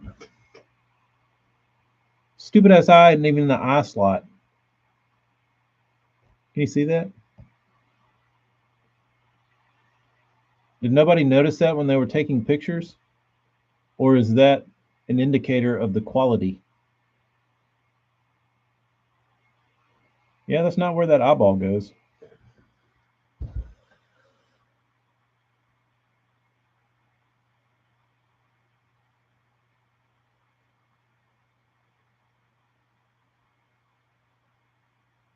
Their crawls are lacking.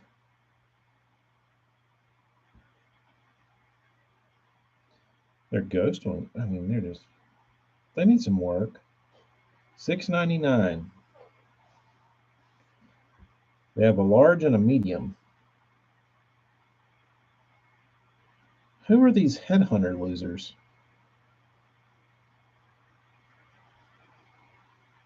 What else do they sell?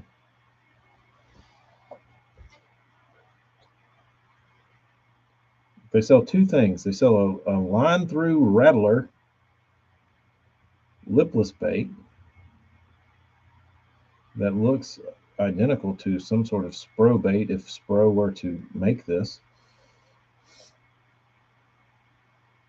And they make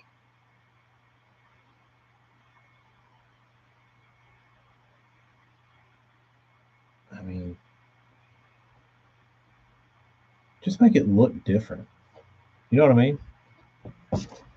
The SMX Spriggan is one of the baits I'm talking about. Hunts like crazy, casts way better than Wharton, dives for depths if you don't need the depth of a rock crawler.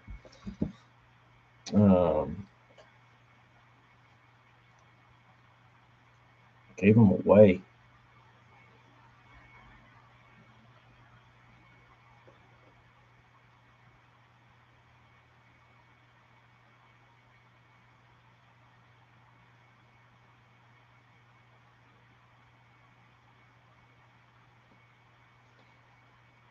Morgan, ain't nobody finding that damn weird ass Megabass shit? You're like the only dude throwing that thing.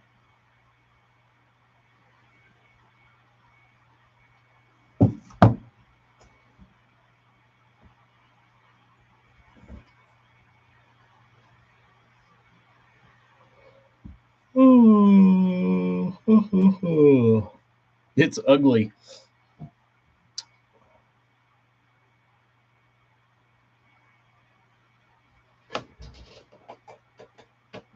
Which one? The Spriggan?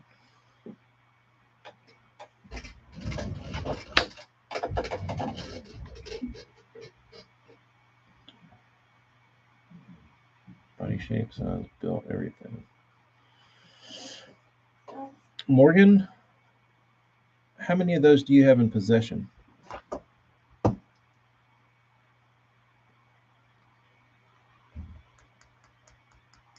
South Jersey, we need Burns on here to tell you about the balsa wigglewort wormhole he went down. Morgan can comment. I think Morgan's been down that wormhole.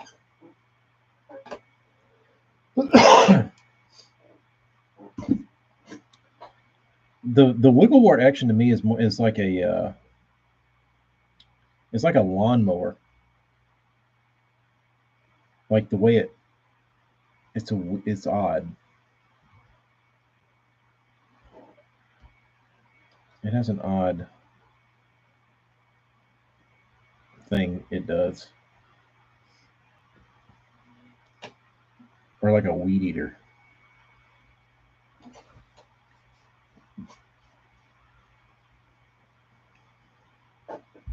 I bet the Black Label is not even close if I had to bet. I bet if you bought the Black Label thinking it was going to be anything remotely wigglewortish, it's probably not. I'm sure it dives and it wiggles, but replicating the action, I seriously doubt.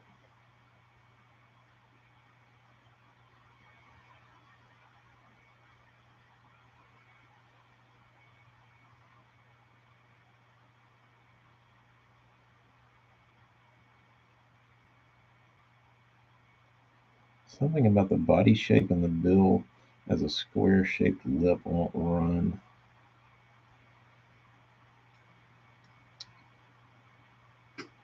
There's a wigglewort.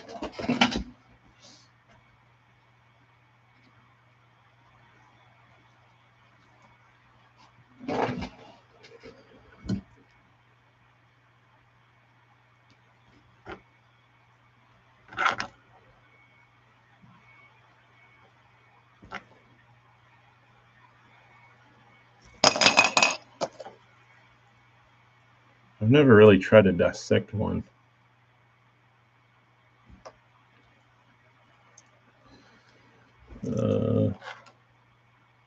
Line tie doesn't look too out of place.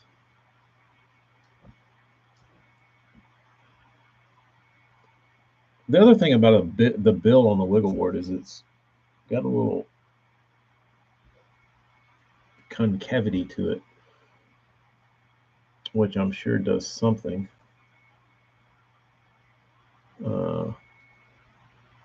That would be the only thing that I can think of that you would need in the bill. AJ,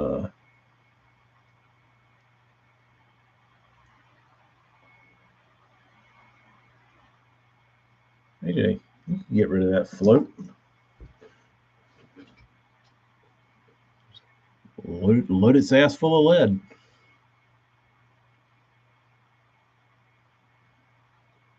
It would maybe be that it needs to have a different billing on the original one.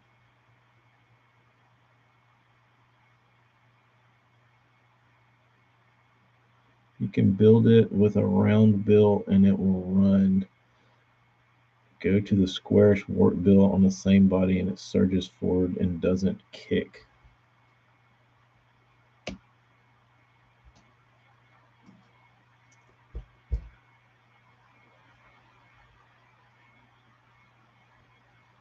What's the point of making it out of balsa? I don't know. There's something to be said for a bait that's completely dense and not filled with air and how it pushes water. I mean, if you're into that sort of science.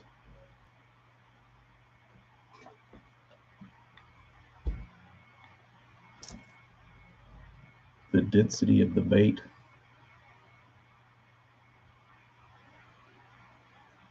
I'd like to see. You're not. No, I think the wiggle wart's probably just fine on its own.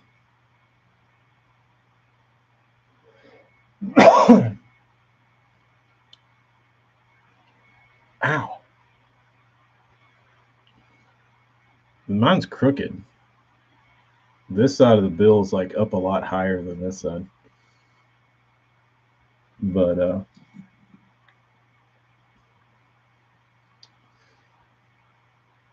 I think you just need to put a dicked up bill in it.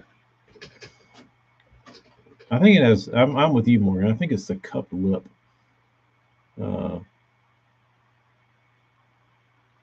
Why don't you cup a lip and try it?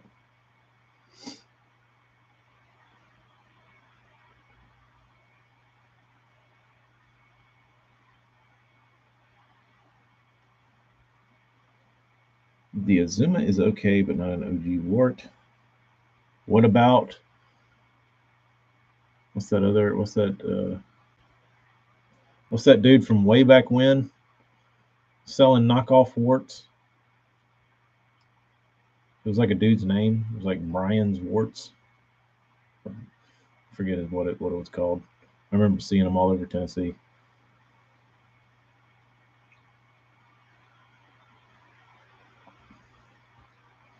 That dude was like Brad's Wigglers. That's it. Were those worth a shit? I know I've talked about them before, but I've never gotten the scoop on who Brad actually was.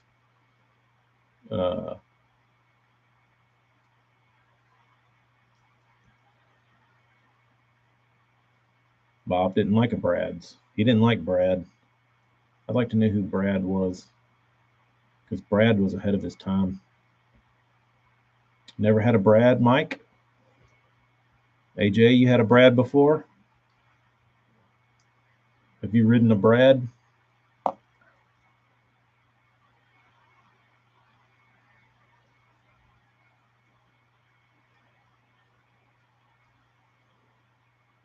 Was it always that way?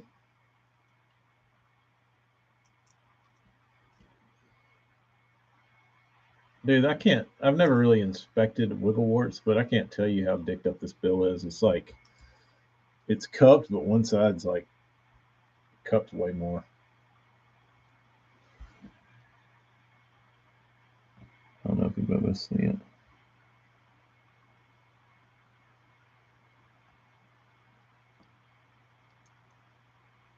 Maybe that's why this one got thrown a lot. Storm Thin Fin Fatso? No, those never appealed to me.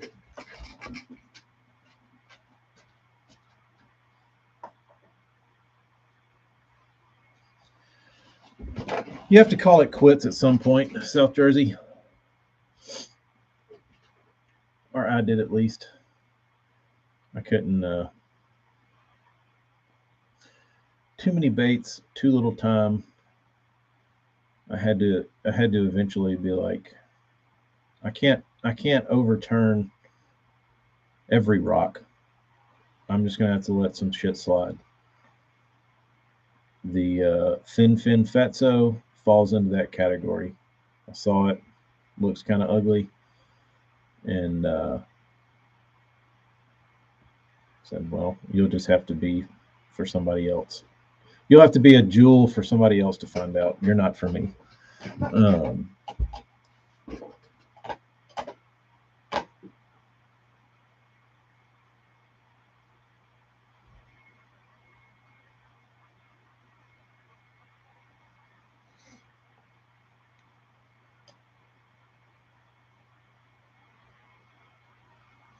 The Lucky Strike, before they started loading them up with epoxy, was the best of the best KOs.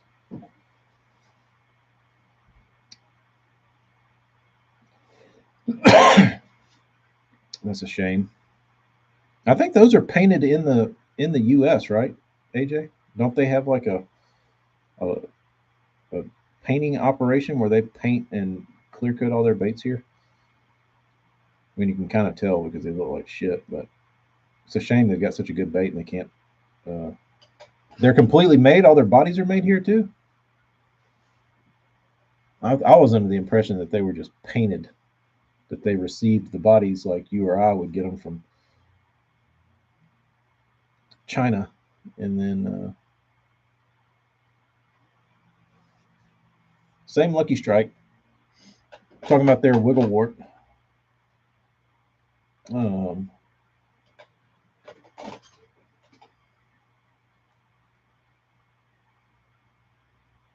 the other thing, South Jersey, that we didn't get, like growing up down here, um, I didn't see storm shit like on the racks. Like even when I was like a younger kid, I like a storm thin fin fatso was not something that people like stocked down here. Um, everybody had thin fins, like everybody. I don't know that they ever caught shit on them, but everybody had thin fins. But nobody could cast thin fins. Um, but it seemed like whoever was marketing thin fins did a good job because people seem to have a lot of those, but nobody ever seemed to catch any fish on them. Probably because they were a bitch to throw. Um, but I didn't see any. Like nobody had wiggle warts. Nobody had shit like that. Um, it was this was bandit country and Bagley country. Uh, you'd see occasional like you might see a thunderstick. Like I remember seeing the jointed thundersticks on the shelves, but like besides that, there wasn't much diversity down here. Um, Lucky Strike is in Greenwood, just outside of Fort Smith. You ever gone by there, Morgan?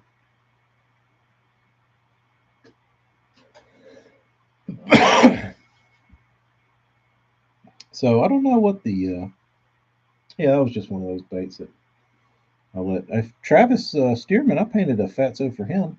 He could probably tell us a little something about it. I don't know much about them, what they do, what their niche is. Um, but that's pretty much how I've become as a bait purchaser, is that until I can find something that replaces and does something better than what I already use, I don't need an alternative to it. So, like Morgan said, if you have a bait that'll outwart a wart, I'm certainly interested in hearing that. If you have a bait that will out balsa bee a balsa bee, I'll certainly listen to it. If you have a bait that will out RC 1.5 and RC 1.5, certainly willing to listen. But buying like a Excalibur 1.5 that's like trying to be a RC 1.5, like that makes zero sense to me. Um, or if there's like an alternative to like a BDS3 that's like a better BDS3. I don't know that that's out there, but if it is, I'd be interested to hear. Uh, just like those bait categories that I have. If there's the three, Mike, the three. Um,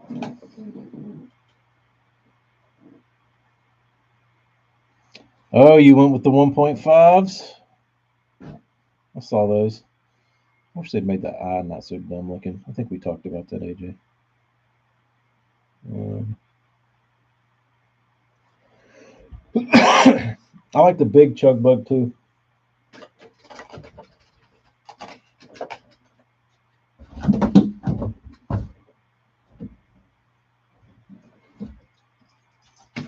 The Magnum.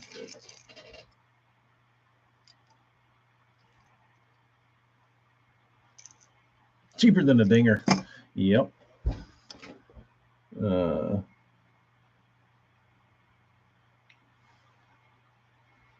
Iras are great. Iras are great. The problem is availability and price. The best deal in Balsa still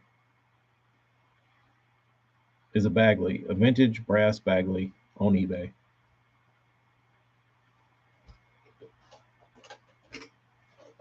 They're readily available and they're cheap.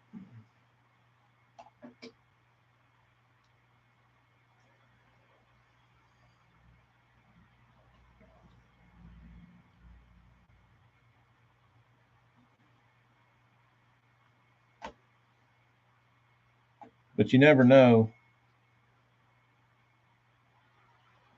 They aren't available because all the Iras are in your box. I don't know what Ira's doing. I don't know when. I don't know when or why he builds baits or what he does about baits. Uh,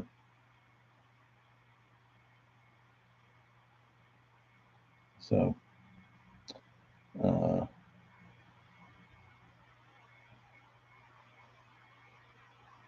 I guess I'm gonna have to sit down. Burns is B3. He says will make me put down my Bagley. I've got one in here and test, but I haven't done it yet. He's probably pissed off at me because I always talk about the Bagley B3. But he says his B3 will run with the Bagley B3. So we'll see. Um,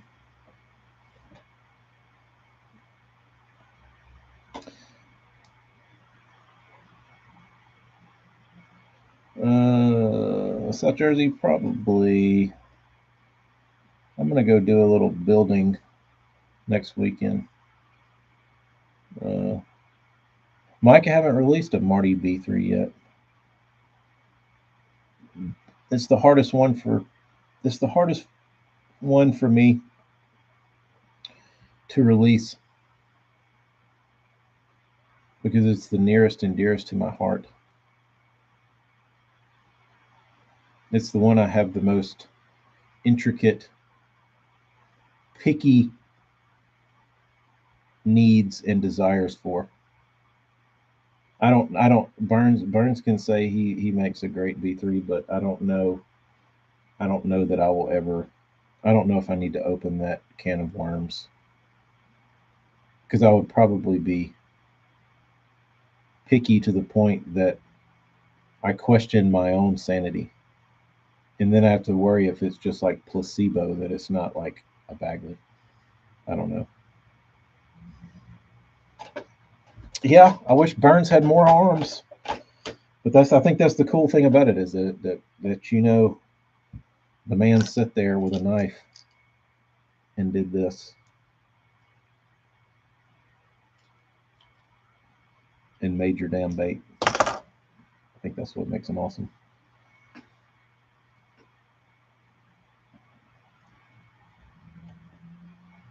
Uh,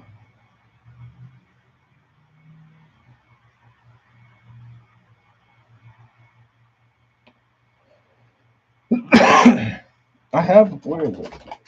Let's see if I can find Burns's B3.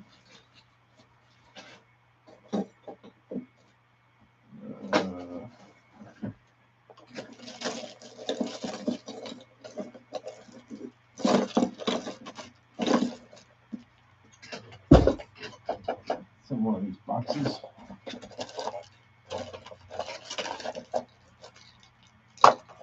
I say that.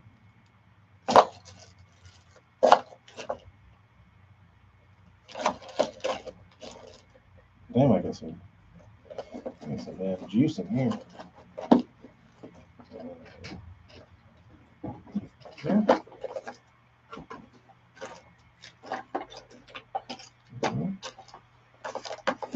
Oh, I bet it's in that top one where the other one was hiding.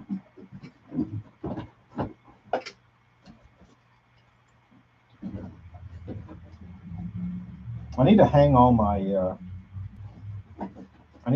my Burns prototypes on the. I need a Burns prototype wall.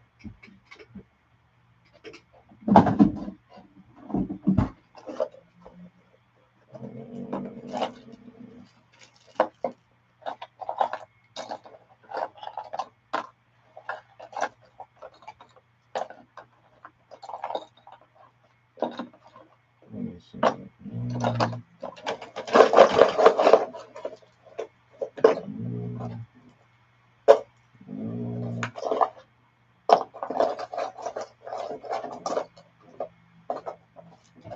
What have I done with it?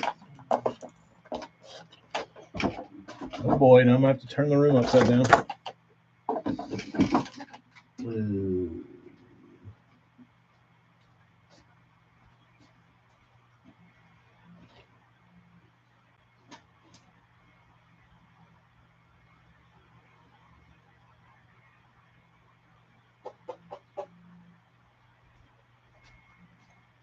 Well, I gotta find it. Burns was right.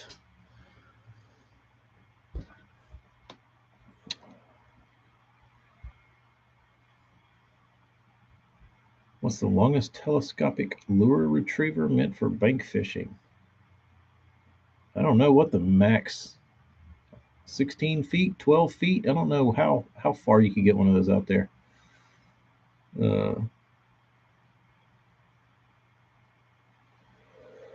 Have I painted any bone pink back for topwater? I have not. He's already self-sabotaging.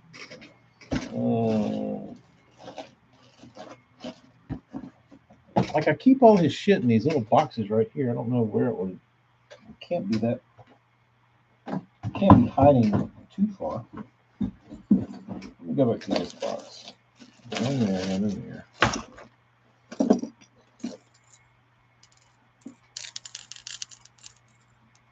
That's a big fat Bubba.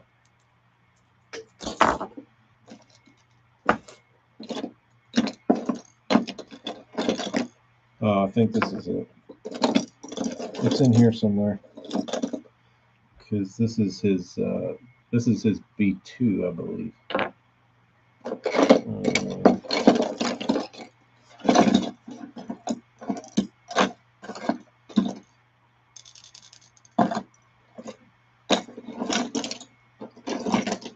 Oh boy, look at that one.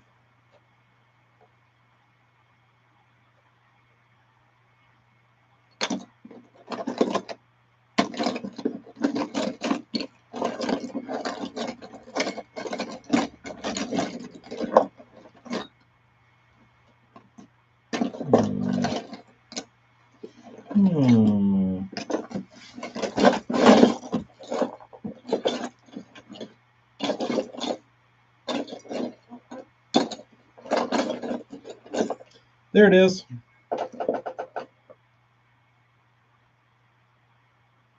I'm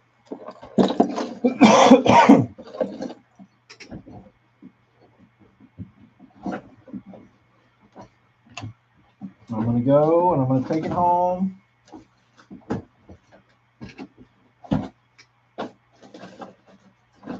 And I will We'll compare.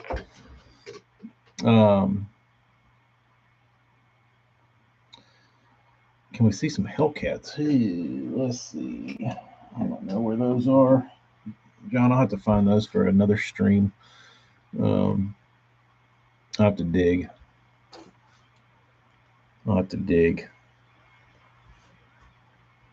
Yeah, it needs to be wood grain 09. There's the 2 and the 3. So let's see.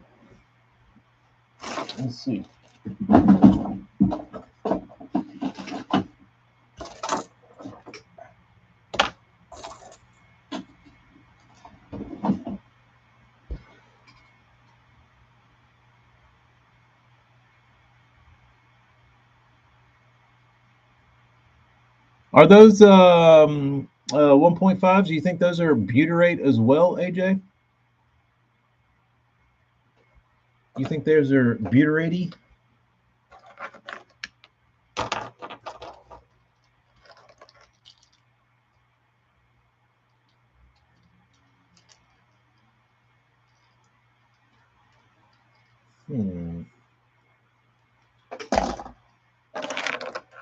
They smell the same.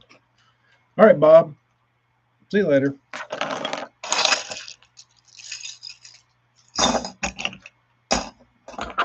Give these old Burnsies a try. I will say that AJ, that butyrate was different. I don't know. Did you hear me talking about how it almost had like a grain to it? Like you would sand it and it would be smooth, and then it was like once you put like paint on it, it would like almost raise the grain of the sand cuts. It was odd. It was very odd. I liked it and I didn't like it. I feel like it's very good for paint adhesion. Like I feel like paint would almost like soak into it and become one with the butyrate, because it was kind of porous, it seemed like. But I don't know. Oh, look what I had to do, AJ.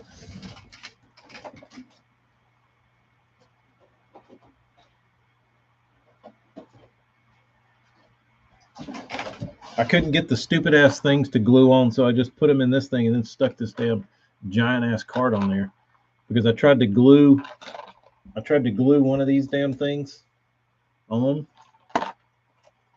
and it moved and I got glue on my bait, and I was like, nah, I'm not doing this 20 times and like having to get glue off of baits and shit. I was like, I'm just sticking them in these damn boxes.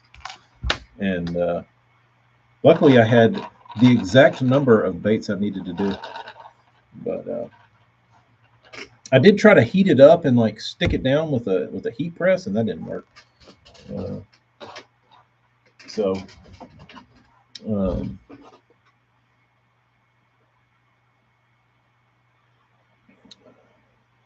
most complicated paint job. Most complicated has probably been anytime somebody asks for like a brown trout, I typically would lose money.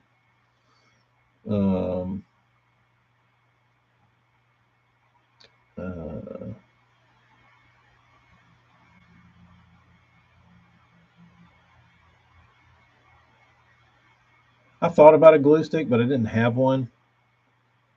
They were all at home, and I didn't want to wait, so I got impatient. Let's see. I would probably say a brown trout, just because there's so many colors, and there are very specific things about a brown trout that like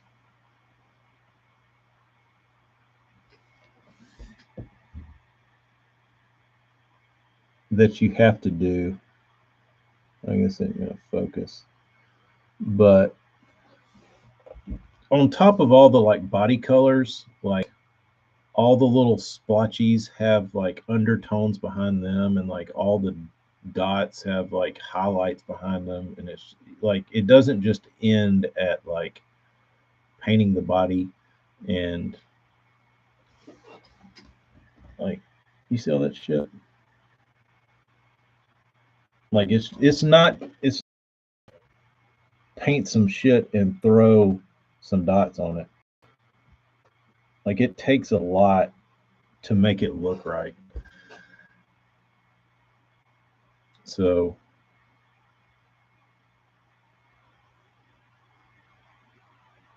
those can be painful. It's just lots of layers.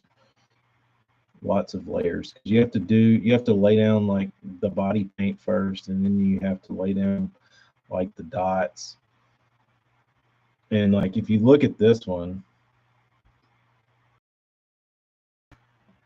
I don't know if you'll be able to see it, but there's dots under the scales, and then there's dots over the scales. So you've got two different things going on there. And you've got color under the scales, and then you've got color over the scales, dots over the scales, dots under the scales. It's a lot going on.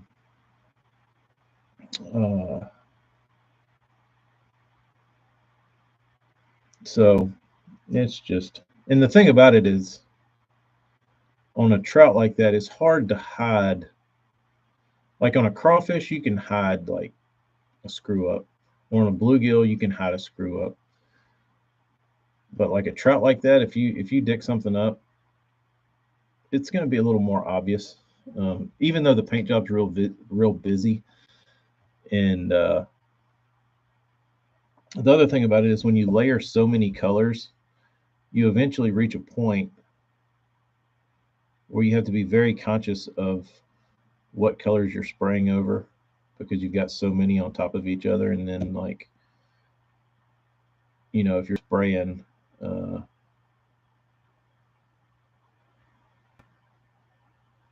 any combination of colors that would blend in and make something else,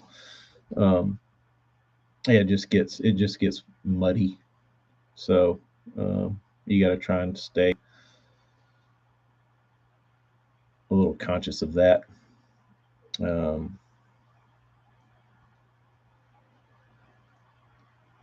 Saltwater species, yeah, I've done mullet.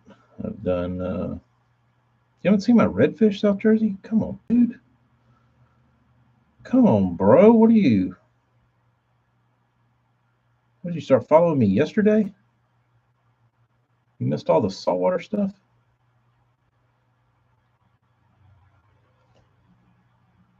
From 2019. It's a mullet. You can't see it, but there it is.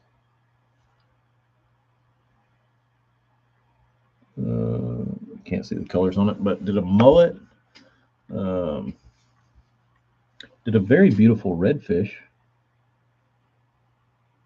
There's a black dot on the tail. You can't see it. Mahi or mackerel, no.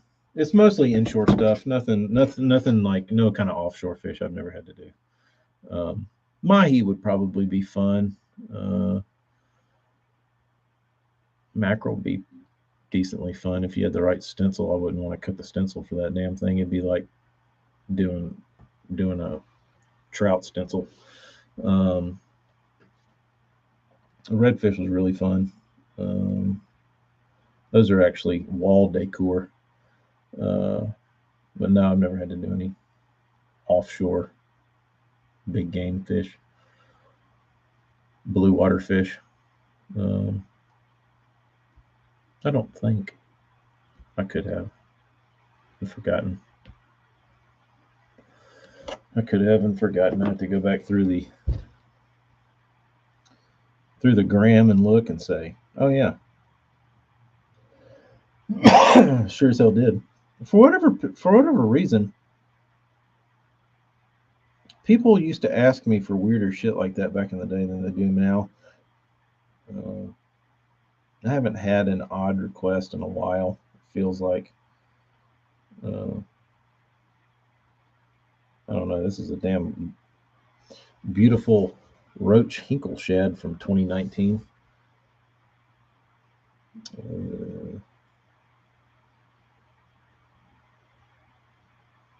Trying to see here.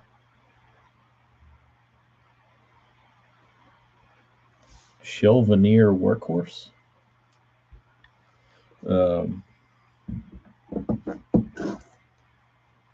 Yeah, I'm about to roll, JP. I'm about to head home. But that's very easy.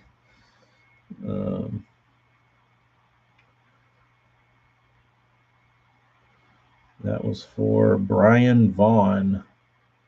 It's a color called Texas Shad, and I painted it on some of his BGC crankdowns. And he wanted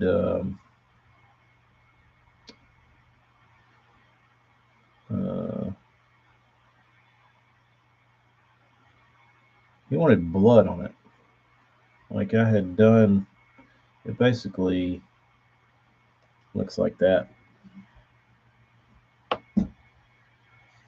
don't know if you can see it.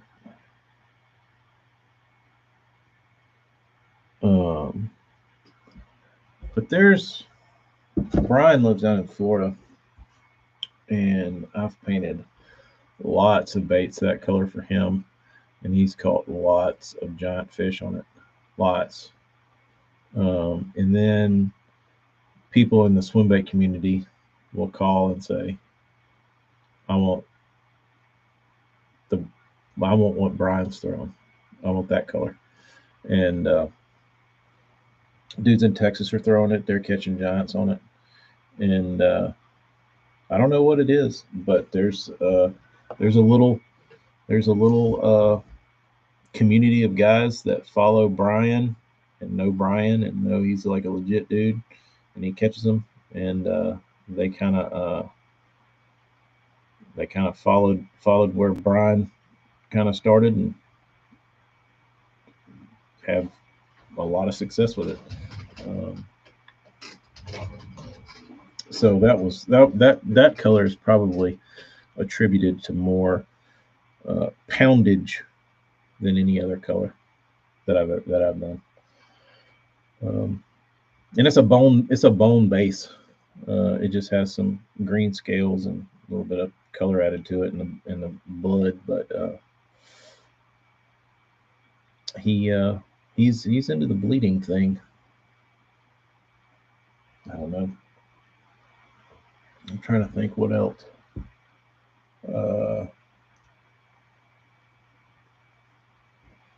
That's the one that sticks out to me.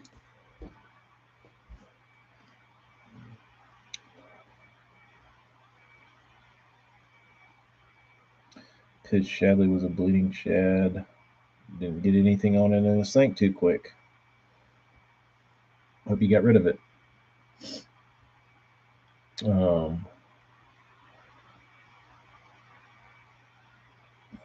But with the exception of that, it's usually small pockets of guys. Like as far as conventional baits goes, it's usually something I forgot about, and like a color I did like way long ago, and somebody will message me and be like, "Dude, I've caught so many damn fish on that bait. That's my favorite bait. I need more." You done?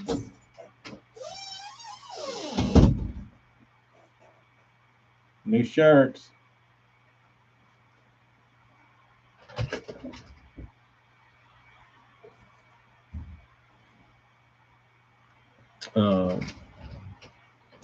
Not for me though.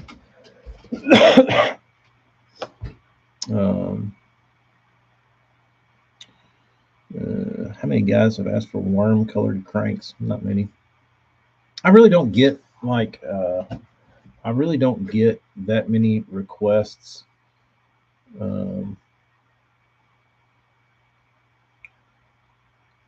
I don't get that many nerdy requests anymore. Uh, People usually just browse the internet or eBay or whatever and send me pictures and like, can you paint this? I can get close. But it's funny the amount of people that send me.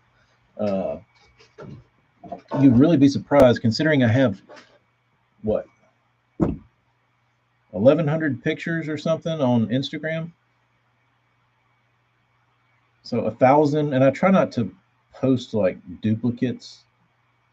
So there's probably 1,000 unique paint jobs that are not duplicates of somebody to look through. But you wouldn't believe the amount of people that send me like really, really shitty custom painted paint jobs. Like, can you paint this? Never really thought about it. Like, I think I can, but why would you want me to? You know what I mean? Like, it seems like kind of a waste. But I probably get more of that than I do people asking for like stuff that they've dreamed up. Like, I don't feel like there's as many dreamers as there once was. Maybe I'm wrong. AJ, what do you think? If you're still there. Uh,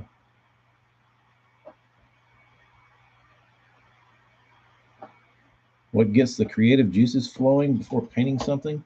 I don't know. I just have to. Sometimes I'm inspired by something, and I'll make a little note on my phone or something, or I'll have some idea in my head. But it's usually just painting. Uh,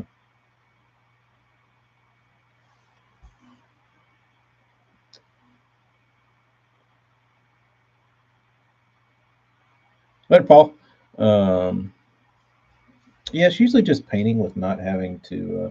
I usually have something in mind, and then I try and like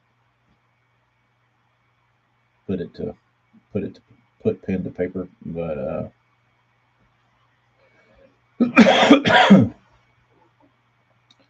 um,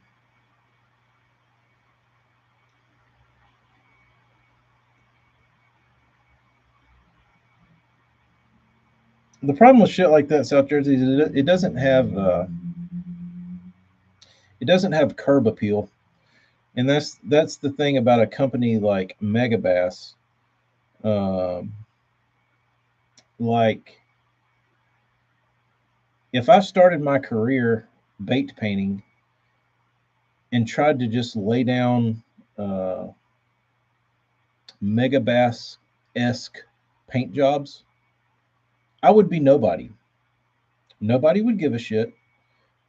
Everybody would see them and be like, "That's pretty lame," because Megabass's paint jobs are laid down to perfection, but they're very simple in their color palettes and like the the the paint. You know what I mean? It's like a translucent side with a little shoulder in this, and then some highlight colors. It's not technically, as far as like stenciling and scales and all that kind of shit. Like, it's not that difficult. It is in like technique, but it's not. I guess I'm. Uh,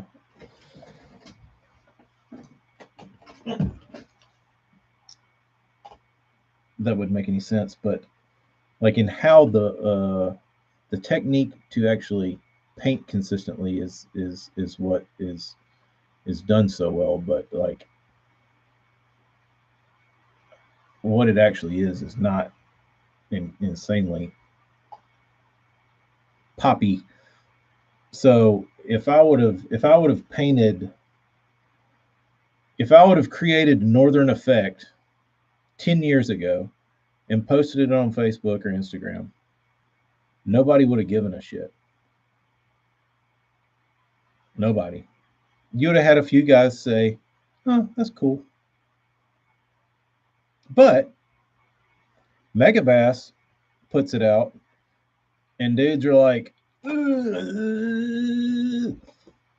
But it like it's because Megabass is who Megabass is, so they can get away with it because they have developed that reputation as being, very high quality. Um, but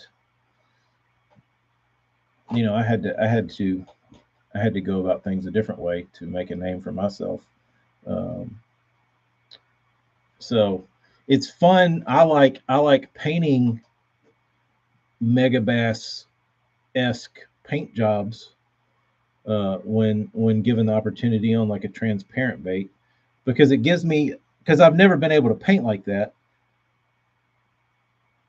because it didn't bring me eyes. You know what I mean? People didn't see it and think, "Oh shit, that's awesome." So now people are a little more uh, kind of respectful of it because Megabass has done it, and they see it and they're like, "Oh, that's some like Megabassy looking shit," and you know, it's a little more now respected than it was 10 years ago. Um, but if I would have, like I said, if I like 5, 10 years ago, if I would have painted the damn uh, frozen tequila or anything like that, like nobody gives a shit. People, like I said, a couple people would have been like, "Ooh, that's cool," but so I don't know.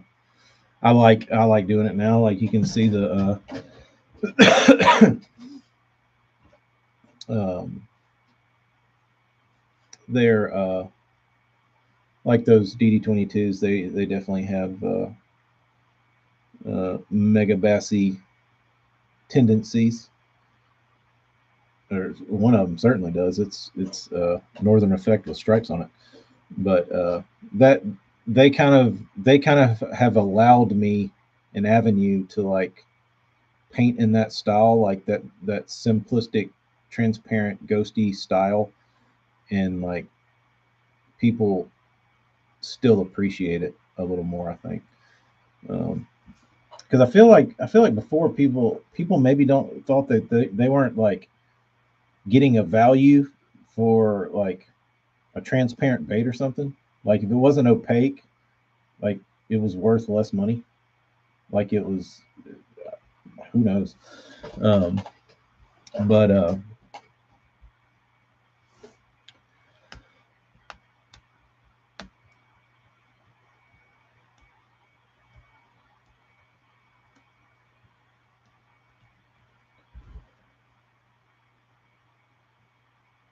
yeah, John, I learned that the hard way. I painted, or not the hard way, but I can tell you for 100% fact, if you take a southern or a northern effect and you paint it on a blank Megabass, and you take that exact same paint job and you paint it on a Strike King jerkbait that's blank, it does not have the same appeal on a Strike King as it does a Megabass. And I did that a couple weeks ago. I painted Megabass that color, and then I painted Strike King blanks that color. You looked at the Strike Kings and you thought, looks okay. But that same paint job on a Vision 110 blank looks like $1,000,000. So it certainly helps that their bodies hold paint, simple paint, insanely well. Um, which is part of a great design, is that they make their bodies look so good that you don't have to put any kind of paint on them. You know what I mean? You can paint them white belly and black back, and they still look expensive. And they're not. You know what I mean? So But then you start adding little accent colors and a couple colors here and there, and spraying black on the tail and doing just like shit because you run out of. I mean, that's all Megabass does is they go through the same thing every painter does. Where's a color that we haven't added to a weird part of the body? Oh, we'll put some black on the tail. Hadn't done that. Don't see anybody do that. What else is an odd thing? Oh, we could put a stripe of chartreuse down the bottom, down the back, and then cover it up with white, and then it'll show chartreuse. Like they literally just pick out random. They don't know it's going to work. You know what I mean? Like they don't have some like smallmouth like special recipe book that's like, oh, if we put this down, this is gonna catch all the smallmouth. They're just throwing shit against the wall, trying to do shit that they haven't done before in the other hundreds of colors that they've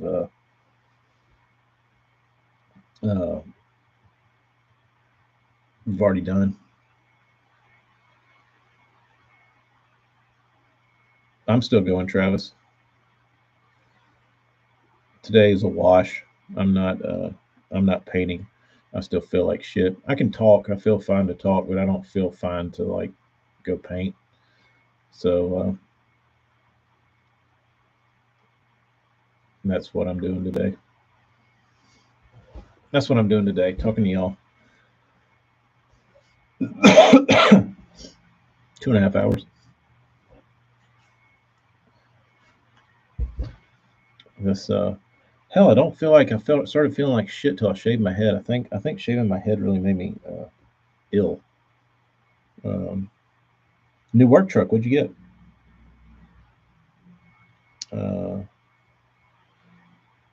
Caught a 612 on a stain reaction 110 last week. Don't get any more simple than that color. No, but the thing about it is nobody else can sell that. You know what I mean? Like to Megabass guys, that might be like the best color. But if you're a Strike King guy, and I paint that color on a Strike King, it's gonna look so lame. And you're like, this is not cool. Like I have zero confidence in throwing this because it looks so dumb. But on a Megabass 110 body, it looks awesome.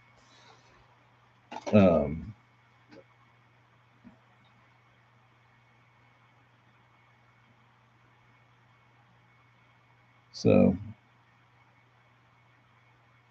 2023 Silverado. Oh, what's up, dude? How was the did you catch any fish at Fort? I need something to drink, and I don't have my drink in here. Is this my shirt? Yes, it is.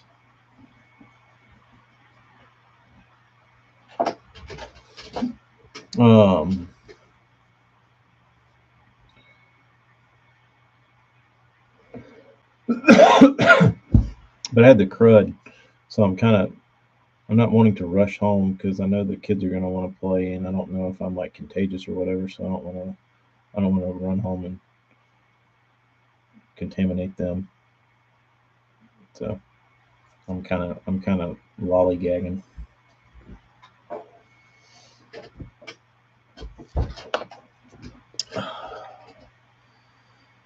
Kind of lollygagging.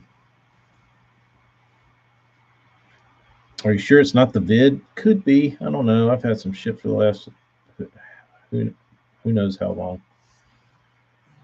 Wouldn't surprise me. I guess I need to take a test. That would be probably the responsible thing, wouldn't it? But if it is, I just gotta kind of let it roll anyway. So we'll see. We'll see.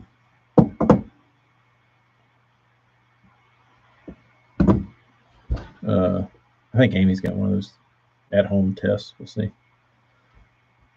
Went to another lake, but he snatched a 10 too. On a bed, or just out there in the wild. Powin test gets 6 free. I have had plans on bringing Eric on. The last time I talked to him, I don't know. He's got a lot of shit going on.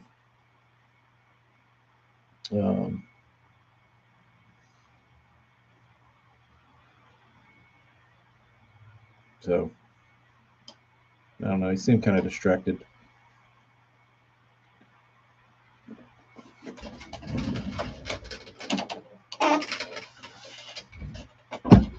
So I just said, okay, later date. Try again in 6 months.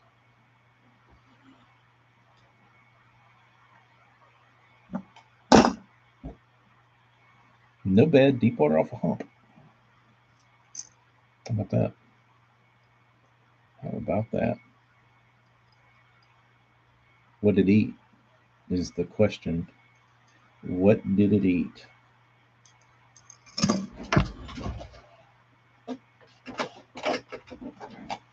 One of this guy's baits?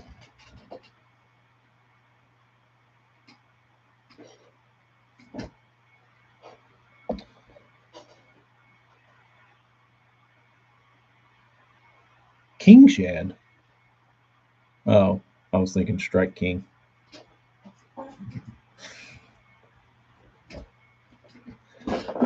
Strike King, King shad. You're talking KGB. Chili with cornbread. I'm not a cornbread fan to begin with anything. I like Mexican cornbread with cheese and corn and peppers in it. That's good. I don't like regular cornbread. I don't know what the rules are, Kyle, for the vid.